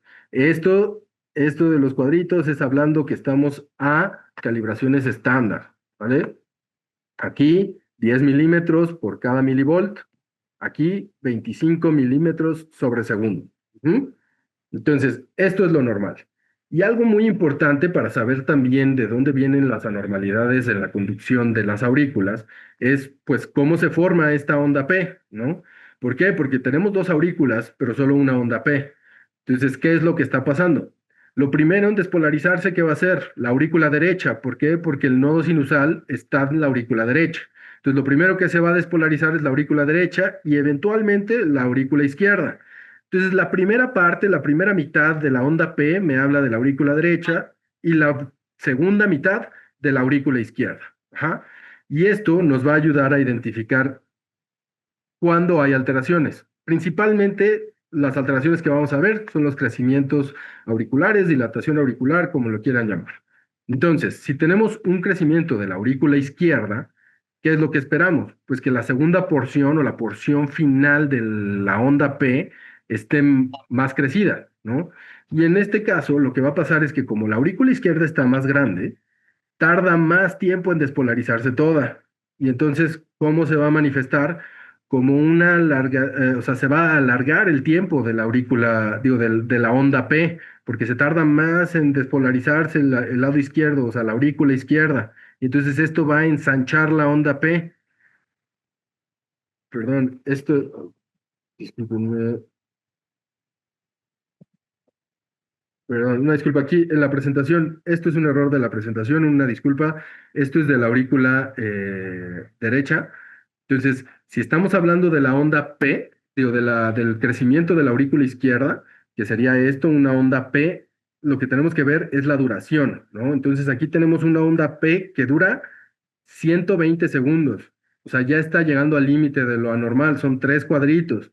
Entonces, debe de medir menos de 3 cuadritos, esta dura 3 cuadritos, entonces son 120 milisegundos. Estamos hablando de un crecimiento de la aurícula de la aurícula izquierda. No, perdónenme, me confundí. Sí está bien esta información. Una disculpa. Onda P bimodal o mellada, ¿no? O sea, en forma de M. Mellada porque tiene esta mella aquí en medio que no se ve en una onda P normal. La onda P normal es así, ¿no? En cambio, cuando hay un crecimiento auricular, lo que vemos es una onda P mellada, ¿no? Le conocemos también como P mitral. Esto es una forma, es una buena mnemotecnia, ¿no? O sea, P mitral, ¿por qué? Porque está en forma de M. ¿Y por qué P mitral? Porque cuando hay una estenosis mitral, que la válvula mitral está entre la aurícula izquierda y el ventrículo izquierdo, cuando hay una estenosis mitral, la aurícula izquierda crece mucho de tamaño. Entonces, los pacientes que tienen estenosis mitral suelen tener estas aurículas así melladas, por eso se le llama P mitral, ¿de acuerdo? Entonces es una P que va a medir 120 o más milisegundos, se va a ver bimodal o millada. Y esto nos habla de un crecimiento de la aurícula izquierda. Y en cuanto al crecimiento de la aurícula derecha, sabemos entonces que la aurícula derecha se ve representada por la primera porción de la onda P. Entonces, si la aurícula derecha es la que está más grande, entonces eso va a aumentar la amplitud de la onda P. Se va a ver una onda P acuminada, esto es que va a medir 0.25 milivolts o más. Esto medido, hay que medirlo en D2, D3 o ABF, y este se le llama P pulmonar. ¿Por qué? Porque pacientes que tienen problemas de estenosis pulmonar llegan a tener estas aurículas derechas muy crecidas, o sea, las aurículas derechas muy crecidas suelen tener esta morfología de la onda P, que es anormal, y por eso se le llama P pulmonar. Entonces, aquí en el trazo del electrocardiograma, lo que vemos es una onda P que mide 1, 2, 3,5, o sea, mide 0.35 milivolts. Definitivamente está aumentada la amplitud de la onda P, y esto nos habla de un crecimiento de la aurícula derecha. Em, Otras cuestiones importantes de la onda P es que nos van a ayudar también a ver algunas alteraciones del ritmo, ¿no? Si yo no tengo ondas P, como hablamos ya a la hora de determinar el ritmo, pues no puedo hablar de que estoy teniendo un ritmo sinusal. Entonces, ausencias de ondas P y además un ritmo irregular, muy probablemente estoy ante una fibrilación auricular, ¿no? Si tengo ondas P invertidas, es un ritmo no sinusal, a menos de que esté, o sea, esto hablando de que están bien puestos los cables, ¿no? Están bien puestos los cables, tengo unas ondas P invertidas, ritmo no es sinusal, ¿no? ¿Por qué? Porque no está teniendo las características que ya hablamos del ritmo sinusal, y aquí es porque el impulso auricular está, digo, o sea, el marcapasos lo está tomando alguna otra parte de la aurícula que está más baja que el nodo sinusal, entonces le llamamos un ritmo auricular bajo, o definitivamente el ritmo ya lo está tomando el nodo aurículo-ventricular, eso le llamamos un ritmo de la unión aurículo-ventricular, y puede ser causa de esto, ¿no? Y otra, si vemos múltiples morfologías, entonces estamos hablando de que hay múltiples marcapasos auriculares, ¿no? Si hay 3 o más morfologías, le llamamos como un ritmo auricular multifocal. Y si estas 3 o más morfologías además están acompañadas de una frecuencia mayor a 100 latidos por minuto, taquicardia atrial multifocal. Bien, vamos a ver ejemplos. Entonces, tenemos aquí un electrocardiograma en el que no alcanzamos a identificar bien ondas P. Por aquí se ven algunas, pero son 3 ondas seguidas, o sea, no tiene tanto sentido que sean, o sea, no son ondas P normales de un ritmo sinusal. Estoy viendo que los complejos QRS están muy irregulares, entonces tengo ausencia de ondas P, tengo complejos QRS irregulares, entonces estoy ante un paciente, perdón, que tiene fibrilación auricular. ¿Vale? Y vamos a pasar a la siguiente parte de la interpretación. Ahora vamos hablar sobre el intervalo PR. ¿Ajá? Este va desde el inicio de la onda P hasta el inicio del complejo QRS, así como lo marca la imagen. Lo normal es que dure entre 0.12 y 0.20 segundos, 3 a 5 cuadritos con una calibración estándar. Entonces, ¿qué posibilidades voy a tener en cuanto a la duración del intervalo PR? Que esté normal, como en este caso, que dura 0.16 segundos, eso es normal. Que esté corto, que dure, como en este caso, 0.10 segundos. Aquí, pues podría hablar de problemas como que el ritmo no es sinusal, está saliendo más cercano al nodo aurículo-ventricular y por eso el PR es más corto, un ritmo de la unión, o probable preexcitación, ¿no? Que para saber si es preexcitación o no, tiene que contar tiene que haber algunas otras alteraciones del electro que van más allá de lo que queremos presentar ahorita, pero es importante nada más identificar si tiene un PR corto, pues referirlo al especialista para que ellos ya analicen si se trata realmente de un síndrome de preexcitación o simplemente el PR es más corto de lo normal, que eso puede también pasar, ¿no? Que haya un PR corto sin necesidad de que haya alguna alteración significativa realmente. O la otra es que esté mucho más largo de lo que debería estar, como en este caso, que mide 0.32 segundos, ¿no? Entonces, aquí estamos hablando ya de alteraciones en la conducción aurículo-ventricular, en este caso específicamente un bloqueo auriculoventricular de primer grado. Otras alteraciones que se pueden ver en el intervalo PR es un infradesnivel del segmento PR. Aquí, como podemos ver, esta es la línea isoeléctrica y nuestro PR debería estar igual, isoeléctrico, pero aquí va en descenso. Eso puede pasar en pacientes que tienen pericarditis, ¿no? También es importante fijarse en eso.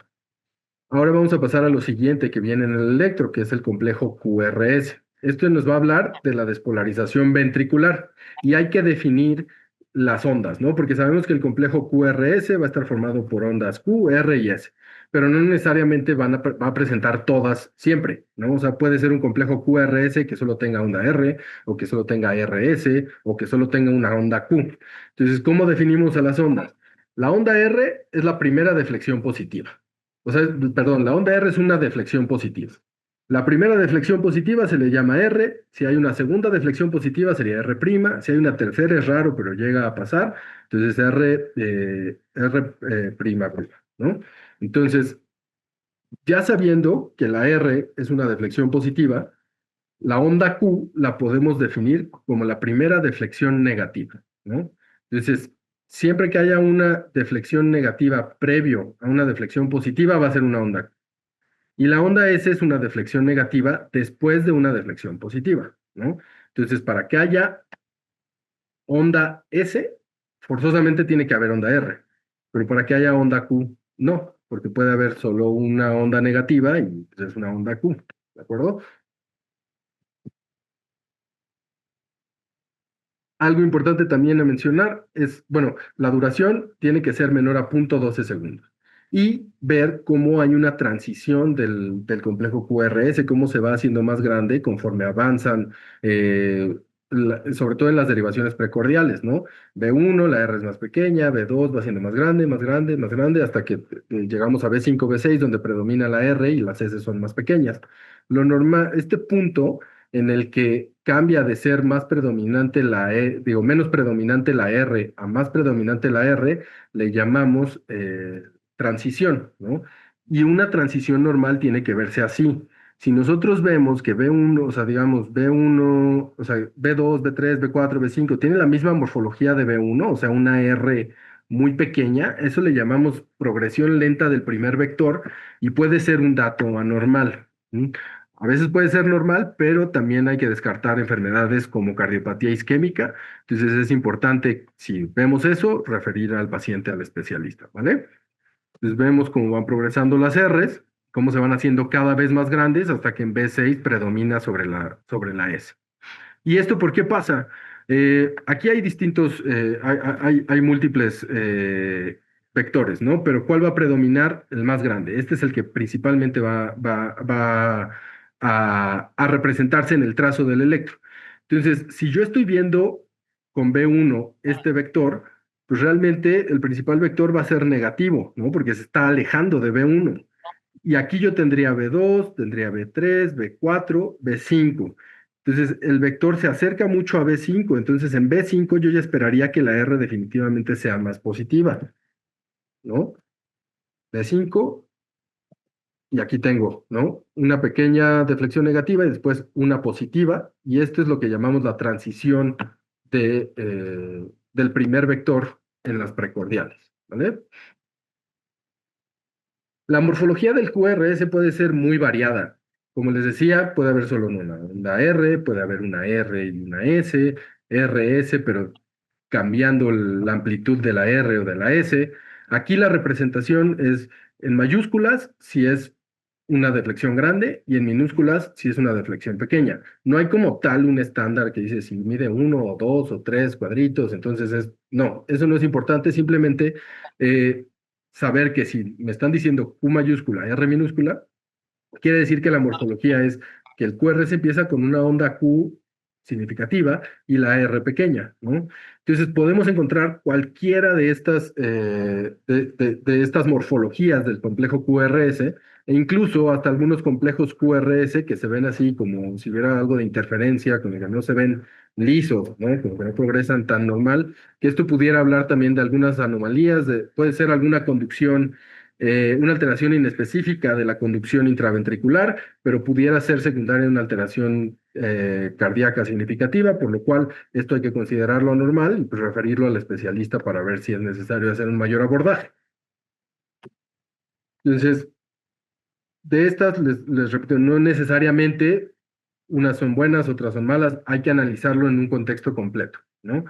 Lo que sí les puedo decir es que si empiezan con una onda Q tan prominente, entonces eso sí muy probablemente sea una alteración.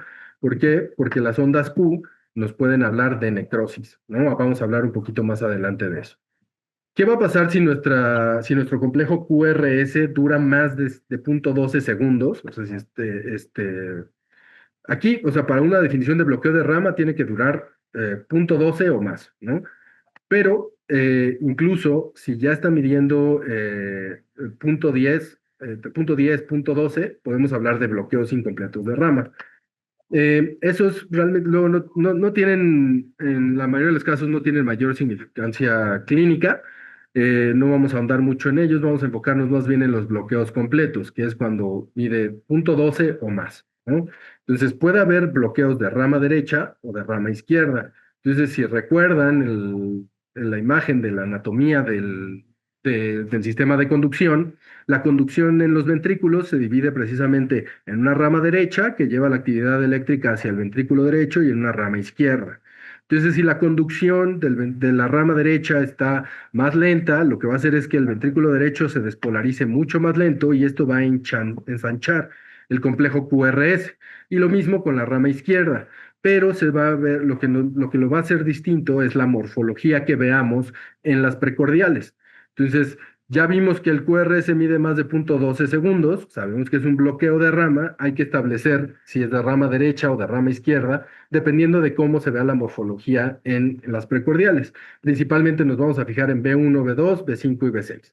En la rama derecha, en B1, B2, vamos a ver principalmente estas orejas de conejo, le llaman, que vienen siendo dos deflexiones positivas y una negativa, RS, R'. Y en B5, B6, una onda S profunda y ensanchada, amplia, ¿no? Eso es la morfología de rama derecha. Entonces, si tiene más de punto 2 segundos o más y esta morfología, es un bloqueo de rama derecha. Y el de rama izquierda, en B1, B2, va a tener una S profunda y amplia y puede llegar a estar mellada. Mellado es esto, que no se ve como una despolarización, o sea, no se ve un trazo seguido, sino hay esta mella en la punta de la onda S.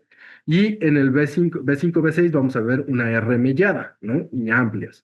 ¿Por qué amplias? Porque está alargado el tiempo de conducción dentro de los ventrículos y esto va a ensanchar nuestro complejo QRS.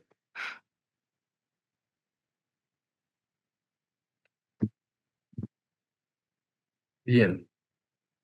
Importante también saber que en los bloqueos de rama va a haber cambios secundarios en el segmento ST y onda T. ¿Ah?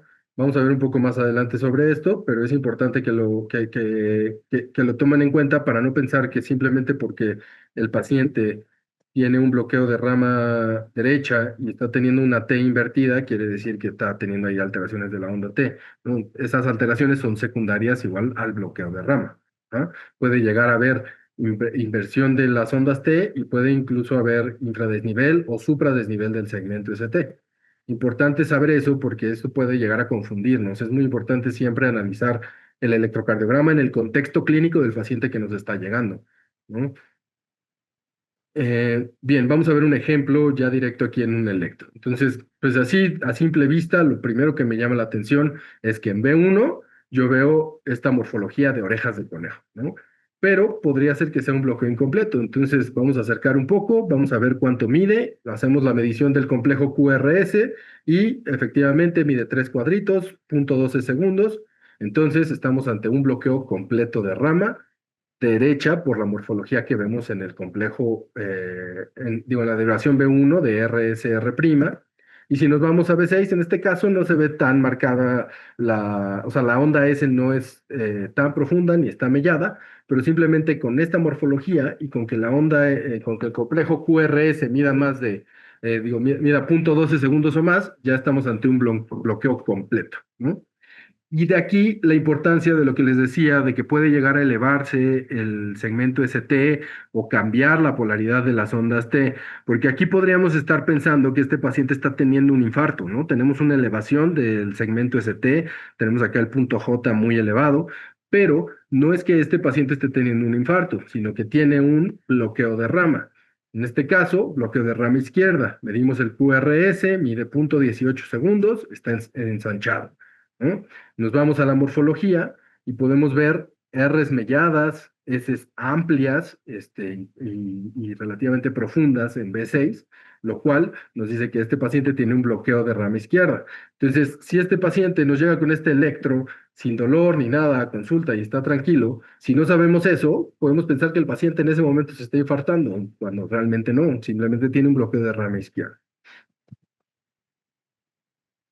Y otro aspecto importante a evaluar en el complejo QRS es las hipertrofias, ¿no? O sea, la amplitud del complejo QRS no hay como tal, así como lo hay en la onda P, que decimos si mide más de 2.5 cuadritos, entonces ya estamos hablando de que está aumentada la amplitud. Aquí más bien vamos a ver distintas partes de las derivaciones precordiales y ver si sumando el tamaño de estas, o sea, de las deflexiones que hay en los complejos QRS de estas distintas derivaciones, llegamos a obtener datos que nos sugieran que pudiera haber alguna hipertrofia ventricular izquierda. Los más usados son el índice de Sokolov, que lo que hace es medir la onda S de B1 o B2, tomamos la más profunda, más la onda R de B5 o B6, tomamos la más grande de estas, la sumamos. Si la suma de estas es menor a 35, es poco probable que haya una hipertrofia ventricular izquierda. Si hay más de 35, entonces es probable que haya hipertrofia ventricular izquierda. Existen otras estimaciones como la de Cornell, que esta toma en cuenta la R de ABL más la S en B3, se suman, y si el resultado es mayor a 28, o sea, 28 o mayor en hombres, hipertrofia ventricular izquierda. Perdón, aquí no salió en la presentación, pero son 20, aquí para mujeres es 20, si es igual o mayor a 20, entonces podemos hablar de hipertrofia de ventrículo izquierdo. Y aquí lo vemos, ¿no? Entonces, tenemos unas ondas S bastante profundas aquí en B2, ondas R altas en B5, B6, tomamos la más profunda, en este caso B2, la más alta, en este caso B5, sumamos, aquí simplemente con la de B2 ya no necesitamos ni siquiera B5 para llegar al 35 del índice de Sokolov. Lo sumamos, 45 nos da 79. Este paciente, más que claro que tiene una hipertrofia ventricular izquierda, ¿no? Y si en este mismo caso hacemos el de Cornell, medimos cuánto mide en profundidad la onda S en B3, la onda R en ABL, tenemos 12 más 40, lo mismo, ¿no? Simplemente con la profundidad de la onda S en B3 ya tendríamos el índice de Cornell. Esto pensando a lo mejor que es un paciente hombre, ¿no? Tendríamos que llegar a 28, estamos en 52, más que claro que estamos ante un paciente con una hipertrofia ventricular izquierda, la cual también puede llegar a causar cambios en la polaridad de la onda T o el segmento ST. Y en cuanto a hipertrofia ventricular derecha, lo que vamos a usar principalmente es el índice de Cabrera, ¿no? Entonces, vamos a ver en B1 cuánto mide la onda R y la onda S, y mediante esta fórmula estimar el índice de Cabrera. Si es más de 0.5, estamos ante una hipertrofia ventricular derecha. Otros datos que nos hablan de que pudiera haber una hipertrofia ventricular derecha es que la onda R sea dominante en B1, como en este caso, la onda R es mucho más grande que la onda S, lo cual no es normal.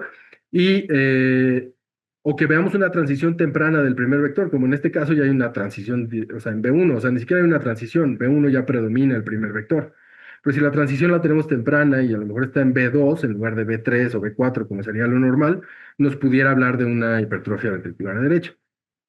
Aquí es muy importante la colocación adecuada de los electrodos de las precordiales derechas, B1 y B2, por eso les mencionaba que es importante medirlos, porque aquí cualquier variación en la colocación sí puede cambiar la amplitud de estas ondas y pudiera modificar nuestro diagnóstico. Entonces, haciendo el índice de Cabrera en este caso en particular, tenemos 13 cuadritos de R y 3 de S. Entonces, si sumamos, o sea, hacemos la fórmula que sería 13 entre 13 más 3, nos da 0.81, que es más de 0.5. Este paciente tiene hipertrofia del ventrículo derecho. Y hablando ahora de las ondas Q, es importante ya que las ondas Q, si son patológicas, nos hablan de cardiopatía isquémica, principalmente de un infarto antiguo, ¿no? Entonces, como veíamos antes, si la primera deflexión es negativa, eso es igual a una onda Q. Si la primera deflexión es positiva, no existe onda Q, ¿no? Como en este caso, tenemos una deflexión positiva y luego una negativa, pues no hay ondas Q. Aquí no hay onda Q, aquí sí hay onda Q, ¿no? Y no todas las ondas Q son patológicas. Es importante identificar cuáles porque pues, el diagnóstico que se nos puede ir si no lo hacemos es bastante grave, que es un infarto del miocardio previo. Entonces, para determinar si una onda Q es patológica o no, hay que evaluar la amplitud y la duración de las ondas. Va a variar dependiendo de la literatura que se vea, pero en términos generales se habla de que si la onda Q mide 0.03 segundos o más, estamos hablando de un cuadrito prácticamente o más a una calibración estándar, entonces podríamos hablar de que esa onda Q es patológica. Y hablando de amplitud, que sea del 25% o más de la onda, de lo que mide la onda R en el resto del complejo. Si no hay onda R y solo tenemos una onda Q, eso definitivamente es patológico. Debe estar presente en dos o más derivaciones contiguas. Esto es importante. Si solo es una onda Q aislada, en una derivación aislada, pues realmente no nos habla de nada patológico. Entonces vamos a verlo en este caso. Tenemos aquí un electrocardiograma, podemos ver aquí en las derivaciones precordiales, ahí vemos unas pequeñas ondas Q, pero son pequeñitas, ¿no? También lo vemos aquí en la cara inferior, de 2, de 3, ABF, estas pequeñas ondas Q que realmente pues no cumplen criterios para pensar que son patológicas, son ondas Q fisiológicas. A diferencia de este electrocardiograma, en el que aquí en la cara inferior del paciente podemos ver que sí hay unas ondas Q en ABF, en D2, en D3, acercamos un poquito para ver más claro. Aquí vemos las ondas Q y simplemente con ver en D3, pues hay prácticamente todo es una onda Q, ¿no? Aquí una pequeña deflexión positiva que podría ser una onda R, pero esto yo lo describiría como un complejo QS, ¿no? O sea, prácticamente solo hay deflexión negativa, no hay deflexión positiva, eso definitivamente es patológico. Y me voy a las derivaciones contiguas, que es ABF y D2, y veo que también tiene ondas Q. La de D2, pues me queda un poco la duda, no está tan ancha, no está tan amplia, podría ser que no, pero si me voy aquí a ABF, aquí definitivamente sí, ¿no? O sea, puedo ver que prácticamente, o sea, definitivamente es más del 25%, si aquí cuento son 4 cuadritos chicos, 6 grandes, es más del 25% de la amplitud de la R en dicho complejo, de la duración es de un cuadrito, definitivamente es patológica. Entonces tenemos dos Qs patológicas en derivaciones contiguas. Estamos ante un paciente que tiene un infarto inferior antiguo. Aquí esta parte es de las más confusas. Entonces vamos a tratar de ser lo más claros posibles. Entonces, vamos a ver cómo se determina el eje eléctrico del corazón. Entonces, tenemos que tener presente esta imagen, ¿no? Que viene derivada también del triángulo de Eindhoven. En donde vamos a colocar al corazón en un plano cartesiano, entonces, donde las Y es el plano vertical, las X es el plano horizontal, y saber que el eje normal del corazón está entre -30 y 90. También va a variar dependiendo de la literatura. Hay algunos que dicen que es solo 90-60, entre 0 y 60, otros que en -30 y 90, y otros dan hasta -30 y hasta +110 para un eje normal. Vamos a tomar este como lo normal para fines de esta clase. -30 a 90 sería lo que consideramos un eje eléctrico normal. Si está por acá, o sea, mayor a -30, o sea, -30, -40, -50, -90, está desviado a la izquierda. Y si es más de 90, 120, 150, entonces está desviado a la derecha, ¿no? Y si el eje sale hacia aquí arriba, es un eje indeterminado, es una desviación extrema del eje eléctrico del corazón. Entonces, aquí, para los métodos que vamos a usar para identificar el eje eléctrico, es importante tener presente esto: cuáles derivaciones, de acuerdo a lo del triángulo de Eindhoven, son perpendiculares entre sí, ¿no? Entonces tenemos aquí ABF y D1 son perpendiculares. Entonces, después ABL y D2 son perpendiculares. ABR y D3 son perpendiculares. ¿Y esto de qué nos va a servir? De ver, o sea, si el eje eléctrico, digo, si el vector principal de despolarización del corazón se está dirigiendo hacia este sentido, o sea, hacia estas derivaciones, entonces el eje está normal. Si se está dirigiendo hacia acá, está desviado a la izquierda, y si se está dirigiendo hacia acá, va a estar desviado a la derecha. Pero lo que tenemos, o sea, lo complicado de esto es saber hacia dónde se está dirigiendo el eje principal, o sea, el vector principal, perdón, de despolarización del corazón. Entonces, hay dos fórmulas, hay dos formas, hay varias formas de establecer esto. La principal es la principal, digo, estas son las más sencillas. Eh, las que vamos a sacar más rápido sin tener que hacer mediciones, sin tener que usar aparatos especiales como un transportador o algo para estimar el eje eléctrico del corazón. Entonces aquí lo que tenemos es, digo, esta primera lo que vamos a ver es principalmente cómo están las derivaciones D1 y ABF, cómo están los complejos ahí. ¿Por qué? Porque sabemos que estas son perpendiculares. Entonces, lo que vamos a ver es si D1 y ABF son positivos o negativos.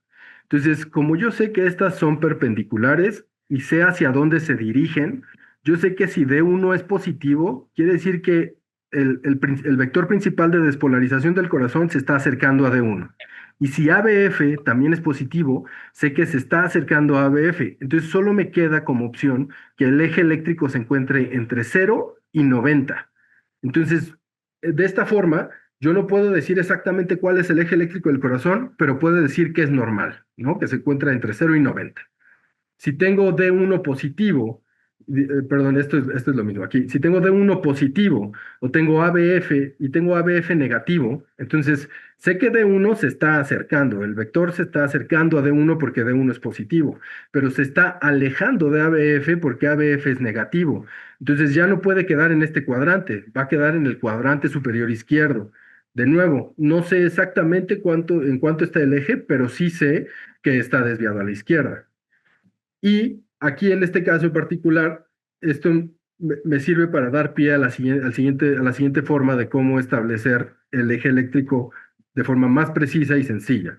Entonces, tenemos que D1 es, es isobifásica. El término isobifásico se refiere a que la derivación es eléctricamente neutra.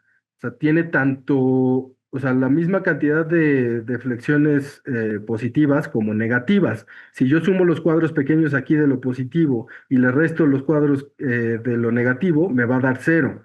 Esto lo que me dice es que mi vector principal está pasando como justo eh, perpendicular a D1.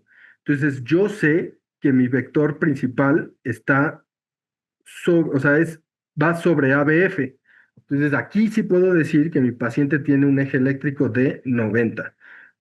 Va a quedar un poquito más claro cuando 5 minutos pasemos al para siguiente concluir, método. doctor. Mil disculpas. 5 minutos. Sí, sí, claro. Este, bueno, entonces, por cuestiones de tiempo, me voy a concentrar más en esta parte. Entonces, lo primero que tenemos que hacer es ver cuál de las derivaciones es isobifásica, ¿no? Entonces, tenemos la más, como les decía, tiene que ser la más neutra. Entonces, aquí tenemos ABL. ABL es la más neutra. Entonces, yo sé que mi vector principal está pasando por la perpendicular de ABL. Y tomando en cuenta este esquema, sé que la perpendicular es D2 y veo D2 es positivo. Sí, entonces eso me dice que el principal vector se está acercando a D2, ¿vale? Entonces, si es positivo, se está acercando a D2, quiere decir que mi eje eléctrico está en más 60. Vamos a hacer un segundo ejemplo y pasamos a lo siguiente. Entonces, la más isodifásica, D2. ¿Cuál es su perpendicular? ABL. ¿ABL está positivo o está negativo? Está positivo. Quiere decir que se está acercando a la derivación. Ojo, no hay que confundirnos. Aquí dice -30, pero eso es en cuanto al eje, o sea, los grados. Realmente la derivación, o sea, el polo de exploración de ABL está aquí. Entonces, se está acercando a ABL, mi eje está en -30, ¿vale? Voy a saltar esto, es que es un poco de lo mismo. Hablar rápido del intervalo QT, que es la duración desde que empieza de la onda Q al segmento a donde termina la onda T. Ese es el QT y nos va a hablar de la despolarización y repolarización ventricular.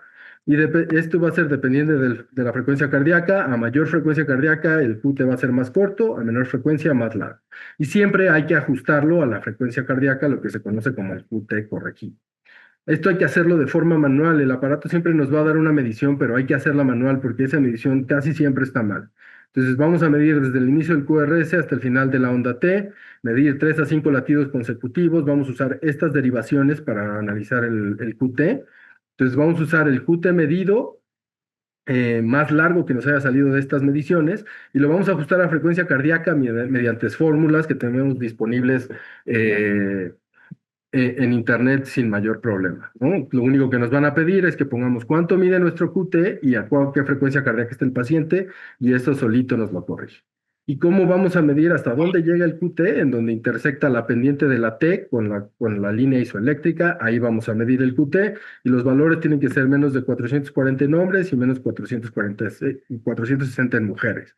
Si es de más de 500, hay alto riesgo de arritmias ventriculares. Es muy importante medir el QT.